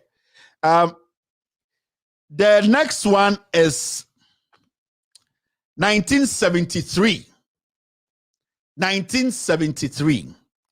Now, the same 1973, when you go and check Kude brothers out of France, the partners they worked with, Akuffo Addo's name isn't in there. I want to read now, Mark, it goes on and on. You can read all. Akuffo Addo's name isn't in there. They have partners they worked with. And nowhere does it show said Nana Addo Dankwa Akuffo Addo worked with them. Now, you can go on and go on because technically, we are looking at 1970 to 1973. Because mid-1974, 1975, Akuffo Addo was in Ghana. So let's give him the benefit of the doubt and say 75, no, Ghana, 74. So let's say, Yenja Akuffo Addo now. The Yankan say Akuffo Addo 1970 to 1973. 72, 73. Were you at Kude brothers? Did you work with them? Who did you work with? Because we can go on. In fact, when I can 74, we can go to all the way to 79, we can go to 78, we can go to all these years. And nowhere does it show Akuffo Addo Din in any of the documents. You can go all the way to 1980. The documents are there. Every single person who practiced there in the in Missouri, New York, France. And when you open it up, you see 1980. Baby Ayamakeno, you see the France office there. You see the lawyers who were there. Paris, France. You will see the lawyers there. So the volume, the book is big. The volume is there. You can go to Oregon. You can go to Missouri office. You can go to New York office. You can go to Chicago office. The one we are looking at very well is the France office. And the France office, nowhere did it state, say, Nana Addo Dankwa Akuffo Addo practiced with Kude brothers. But remember, Akuffo Addo has been somebody. He has been speaking on this issue for a long time. Every day, Biano or say, he actually worked with Kude brothers in France and that he practiced. He did not just say, well, he said he practiced. Now, the video is in. Let us watch the video, because the reason why I want us to watch the video, and I say, video no is Akuffo Addo speaking and telling us what he did, where he worked, why he was there. Send your beya. We will know, say, on one kind, and then I make kind. So the documents here, no, I'm just using the documents here to prove to you, say, whatever Akuffo Addo said about practicing law, a year UK, no, France, no, it is actually true or a lie. Inti, I am going to do this. Let me play the audio Akuffo Addo Ekase or practicing of France. Senator, when I release this document, you can also use this as your reference to ask questions. Now, let me play this video. The video is in officially. The video is in now. Thank you, Mr. A. This is the video. The document, I'll publish it. Akuffo Addo never worked with Kude brothers. Never. Now, let's watch this video. You went to France and you lived and worked in France. For 5 years. 5 years? As a young man, yeah. So when was that exactly? At the very beginning of the 1970s. I went to France in 1970, in the last year of Georges Pompidou's presidency. Right. Yes. That was my next question. So I thought I would trick you with who was the president. Yes. Georges Pompidou. Yes. And I mean, as a Ghanaian who was educated in England, that had been the exposure, all the experience was English related. And I thought I should have experience of another European civilization before finally coming back to Ghana. And so it was a choice. It was a choice. You thought you wanted a second European country. I thought that experience would be good. And France made a lot of sense to me for the same reasons as I gave. All our neighbors are French. And I thought that it would make somebody, because right from the beginning, I always intended a political career. Oh, you thought of it. Yes, so you thought that you were actually accumulating assets for this to make that experience. I come from a very political family. Yes, yes. Which surprised me that you went to France in 1970, because actually the leader here, the head of state at that time, was my father. Was your father? A little bit also to escape all of that. Oh yeah, like we all do when we're young. Yes, yes. So when you arrived in France, did you know France before? Or is it with first visit? I'd been there a couple of times as a student in London. I'd gone, like all of us do, for every now and then for a weekend in Paris and all of that. Yeah. So I enjoyed the idea that I was going to go and work there.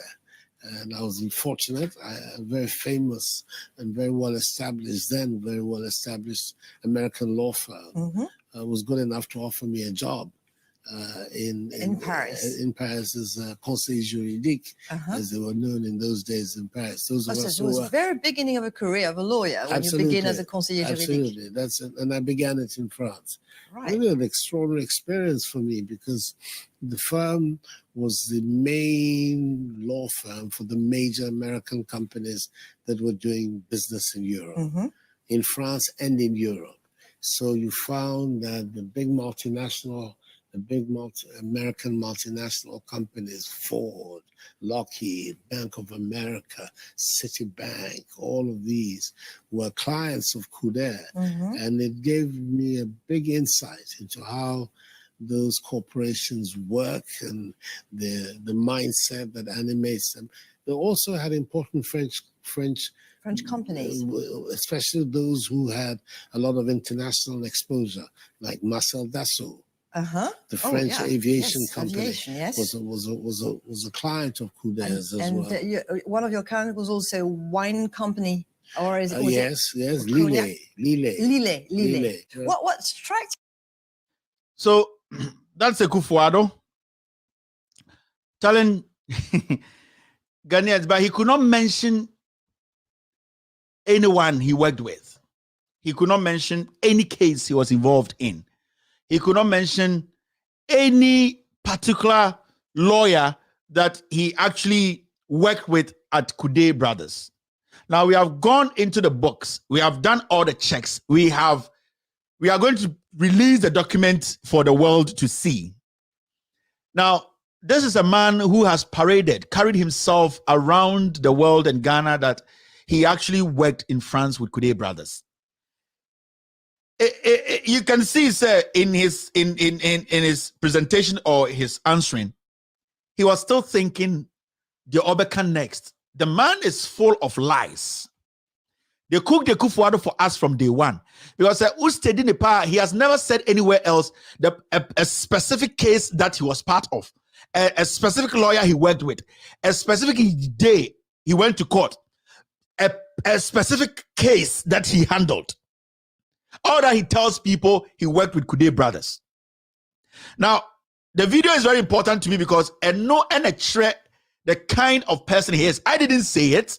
Now, those NPP people who always have issues with me, the NPP journalists in Ghana, I've shown you. Machiremo, I just showed you where you can go and access this document. Go there and access it and bring it back and say whatever I am saying here is a lie. But as we speak here, Nana Addo Dankwa Akuffo Addo's own statement, and this is what he said. You went to France and you lived and worked in France for 5 years. 5 years as a young man. Yeah. So when was that exactly? At the very beginning of the 1970s. I went to France in 1970, in the last year of Georges Pompidou's presidency. Right. Yes. That was my next question. So I thought I would trick you with who was the president. Yes. Georges Pompidou. Yes. And as a Ghanaian who was educated in England, that had been the exposure, all the experience was English related. And I thought I should have experience of another European civilization before finally coming back to Ghana. And so it was a choice. It was a choice. You thought you wanted a second European country. I thought that experience would be good. And France made a lot of sense to me for the same reasons as I gave. All our neighbors are French. And I thought that it would make somebody, because right from the beginning, I always intended a political career. Oh, you thought of it. Yes, so you thought that you were actually accumulating assets to make that experience. I come from a very political family. Yes, which surprised me that you went to France in 1970, because actually the leader here, the head of state at that time, was my father. Was your father? A little bit also to escape all of that. Oh yeah, like we all do when we're young. Yes. So when you arrived in France, did you know France before? Or is it with first visit? I'd been there a couple of times as a student in London. I'd gone, like all of us do, for every now and then for a weekend in Paris and all of that.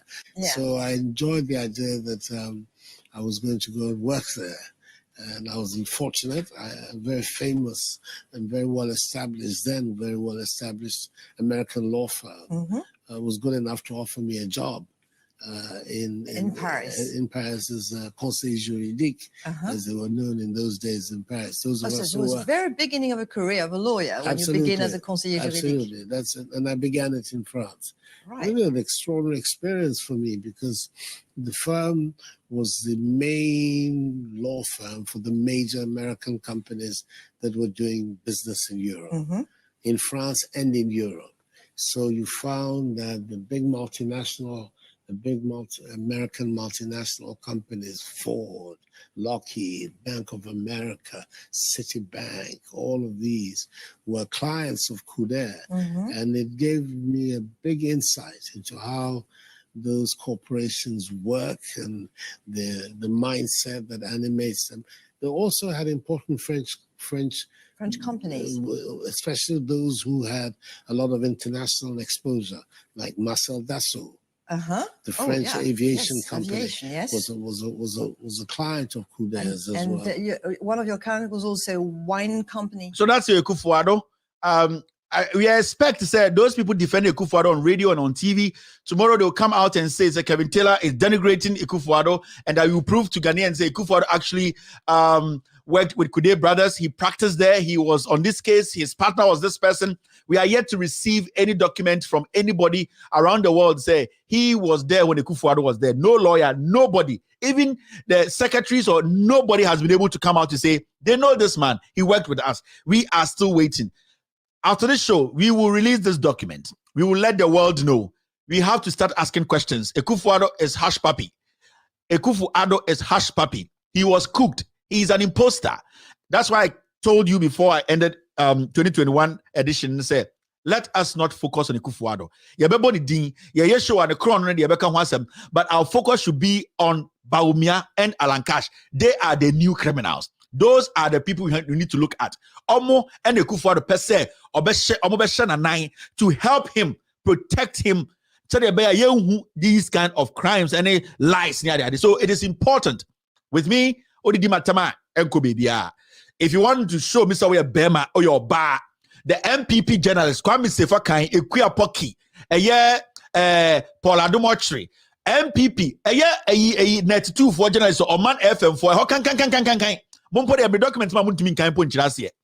Sa my FM for your document, the Mama Munum can Muntimin Tiasia. Mosubunya Juma Kakra, Mumba prove me, Mumba disprove me, say Kevin Taylor Bois.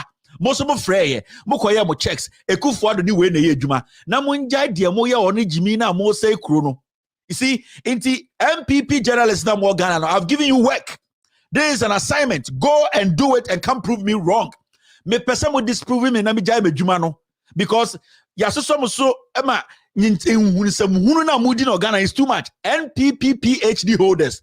We are waiting for you people to come out and tell us, say, this is a lie. You also went there and the document you got was different. You have called Kude. They have sent you a document to prove Akuffo Addo was in court. He practiced there. It has been sanctioned. And no na me pese moye.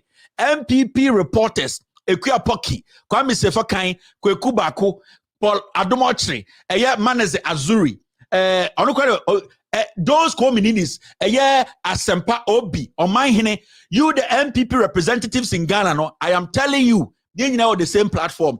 Go and do your checks and disprove me. And yes, sir, Obi Obi do Ghana in your statement on your platform, I will attack you. Media me catch you. If you don't go do your job, go do your research, bring facts out to come and disprove whatever we are putting out. That's what time radio, TV, so bombing. It doesn't matter. I will come after you because it is very important I protect my integrity. Paul Addo Akafin the baby no. Paul Addo he's a thief. Or their girlfriend Claudia now free Germany no. Kofa Sunyane Airport no cleaning job no man. Me and you day here. You don't have brains. If you have brains, you will resign. Stop this childishness and resign. Fleshman. So let us from now no Makajem say education. You clean the show up. Everything will be on point. We will make sure say we will let Ghana for be who credo. PhD for more Legon. Law students are more Ghana. Lawyers, young lawyers are more MPP mu. Minimum law, Krachen Ghana Law School, no. Young lawyers, Nana B, work or law school. Samuel Ukunyako, more and more MPP, law students, no. We beg you, do your research, follow up, and come and disprove say Akuffo Addo is not hash papi. If you are not able to do that, na obi bien na no ebomi din anywhere. I will come after you. I will come after you personally. And when I say I'll come after you, I will come on my platform and also attack you. Because to me and disproving me, don't talk about me. I will come on after you on my show and make sure the people will expose you to the core. I will come and attack you the same way you attack me on your platform. If you know you don't have the facts to disprove me, don't comment. But this is an assignment. This assignment is for 4 years. Your 2022, a 3-year assignment until anybody, any MPP journalist in Ghana comes out with another document, facts to disprove what I've shown here or what I've shown here or what I'm going to put out. Nobody should try mention my name in any of your commentaries, because when you do that, I'll take the game into the gutters. I am sending this warning before I start my season. I am sending this warning before I start my season. And some say I will take it to the gutters. I understand me. I will take it to the gutters.